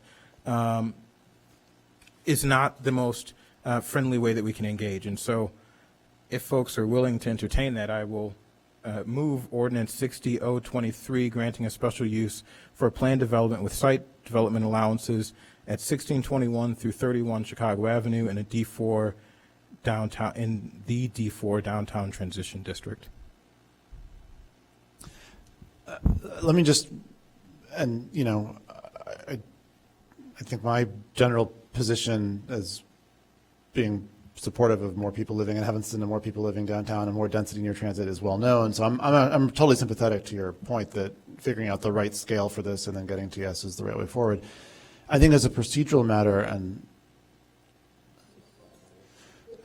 that was some excellent, really niche slapstick that just occurred. I think as a procedural matter, I don't know that we are. I don't think that the motion not having been seconded stops this item from coming back on an agenda later. And I do wonder if your intent is to have a tabled to when. I don't think it's probably a 2-week conversation that you're looking for here. And so I don't know that the objective is necessarily helped by sort of twisting someone's arm into seconding and then sort of picking a date out of the hat to table it to. Yeah, as far as I'm not looking to pick a date out of the hat. I think giving this a few months to come back, maybe it is picking a date out of the hat, but I think giving this a few months makes sense. It's certainly not 2 weeks. I'm not looking to hold it to our next meeting. I do think this is something that should come at least 3 to 4 months down the line to allow the applicant time to review the plan and try to actually meet this without having to go through another year or two process that too often can happen with these kinds of projects. And so I think I responded to your question, hopefully, and gave some kind of clarity. Maybe I didn't. I think the motion is in order, so if someone would like to second the motion. And I will be yeah. So you don't have to keep going. I will second this. All right. We can just keep going. I love people to respond during discussion on just where they are on this. Again, I think those standards were open for interpretation, and so in most of it, I think applied to the height, character of the community, and all this nonsense that nobody knows what means anyway. But I think most of it has to do with the height. So I'm seconding because I think it makes sense to not have to have them go back through a whole process if it's just about the height for this body. Not talking about the community, but if that's what it boiled down to for this body, I think it's worth looking into this. So I'm not going to entertain a discussion on the underlying issue now, but there's been a motion made by Councilmember Reed, seconded by Councilmember Burns to pass ordinance 60-0-23. Councilmember Reed, you're now recognized to make a motion to table. Well, Chair, need to vote to actually introduce it, and then we can move to table it. I'm sorry. Well, no, actually, because no one seconded it originally, so this is as if it's coming for the first time. Yeah, this is a Gotcha. renewed. All right. This is a renewed motion that did not receive a second. I think it's all in order. Yeah, But I'm not gonna. We're not gonna have the conversation now. If you want to make a motion to table, we can see where that goes. Yes, I move that we table this to. Can someone help me? Our meeting 3 months out, which would I be. just seconded. I thought I was seconding this. I didn't. Oh, okay. That would be September 26th. Yes. I move to table this to our September 26th council meeting. Is there a second, Councilmember Burns? Yes, second. All right, Councilmember Reed moves to table ordinance 60-0-23 to the September 26th council meeting. Councilmember Burns seconds. Will the clerk please take the roll on the motion to table? Councilmember Reed? Aye. Councilmember Hadakaris? Aye. Councilmember Kelly? No. Councilmember Harris? No. Councilmember Newsma? Councilmember Burns? Aye. Councilmember Rebel? No. With 3 voting in favor and 4 voting It's just a against, table. the motion fails and the item is not tabled. I'm not trying to be your coach here, but you might want to withdraw your original motion, because if not, it's going to go up for a vote, which you really don't want to have happen. Because it didn't get tabled. Yes, well, I don't know if there's a difference, but I withdraw my original motion. I don't think that really changes anything. I do. This whole exercise might as well have not happened. It might as well not have. It's always worth it. It's always worth the discussion. So to close out, we have a ward meeting coming up. We'll send out the newsletter tomorrow to make announcements as to the place, time, and location. And then lastly, with my remarks for Call of the Wards, I'll just say that as Mayor Biss just noted, we need to add more housing, more affordable housing. We need more folks in our downtown. There aren't a ton of opportunities to do this in our city, particularly at a pretty dense scale. Our downtown is one of the few areas where it actually does make sense. If we are truly going to tackle the affordability, I don't think it's histrionics to say crisis that is going on in our city, we're going to have to, some people are going to be uncomfortable. We're going to have to do things that we maybe wouldn't have considered several decades ago. And I just, for my colleagues who may be less proximate to some of the affordability crisis, I hope that in the future we will view it as a crisis and not something that we can just wait on. Their families daily being forced out of the city, and it may at this scale seem hard to pin down, but we need to take action. We need to take swift action. We need to be bold and move forward with developments and not hold everything up because maybe it's a tad bit taller than we'd like, or whatever other excuses come up. So thank you, and I appreciate working with all of you. Councilmember Hadakaris. I just want to put in a quick plug for people to go to the Community Responder Town Hall tomorrow at the Ecology Center from 5 till 7. We had Rachel Williams, who is leading our reimagining public safety efforts here at the city, and she came to the 9th Ward meeting, and we had a really nice discussion with residents, and I think it's something that people really should weigh in on. Thanks. Councilmember Kelly. Thank you. First Ward Public Safety in-person meeting on Thursday, July 6th. We'll be meeting on the patio of the Graduate Hotel at 4 o'clock. Thank you. Councilmember Harris. Thank you.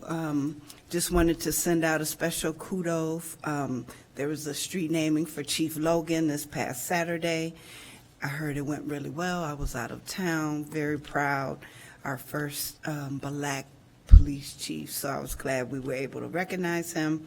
It happened last year, but it rained out. Please join us July 8th for recycling at ETHS from 9 to noon. And then July 13th in the Parasol Room at 7 p.m. will be the second ward meeting. Thank you. Councilmember Nusma. Thank you, Mr. Mayor. Fourth Ward office hours will be Saturday, July 8th. We are going to meet from 10 to 12 downtown, outside at Fountain Square. Hope to see you there.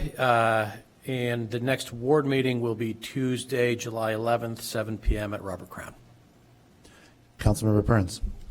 No report. Councilmember Ravel. Big ward meeting tomorrow night in the Parasol Room and all the overflow rooms in the building. We'll be talking about three issues of concern related to the proposed concerts at the new Ryan Field Stadium. We'll be talking about parking, sound, and concert management, and my residents have been invited to send me their questions in advance, so I'll be asking the questions rather than having public comment. So that's tomorrow at 7 o'clock. One more item, just for the benefit of my colleagues up here and anyone who's listening. There was one typo in the agenda, item A3, ordinance 62-0-23, amending Title 1, Chapter 17, Section 1, purchases of goods or services. That was an ordinance on the agenda for the first time. So that actually should have said for introduction rather than for action, and it will be on the agenda at our next meeting, our first July meeting. Thank you for catching that.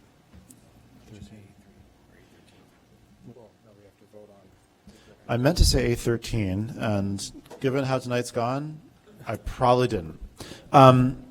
With that, Councilmember Newsma is recognized. Pursuant to 5 Illinois compiled statutes, 120/2, I move that the city council convene into executive session to discuss agenda items regarding litigation, building safety, and minutes review, and also security procedures, I believe. These agenda items are permitted subjects to be considered in executive session and are enumerated exceptions under the Open Meetings Act as enumerated in 5 ILCS 120/2, Section C2, C8, C11, and C21. Second. Councilmember Newsman moves that the city council resolve itself into an executive session for the reasons just named. Councilmember Reed seconds. Is there any discussion? Seeing none, will the clerk please take the roll? Councilmember Reed? Aye. Councilmember Hadakaris? Aye. Councilmember Kelly? Councilmember Harris? Councilmember Newsma? Councilmember Burns? Councilmember Ravel? Aye. With 6 voting in favor and none voting against, the motion carries. And at 10:39 p.m., the city council moves into an executive session to begin immediately in the council member library.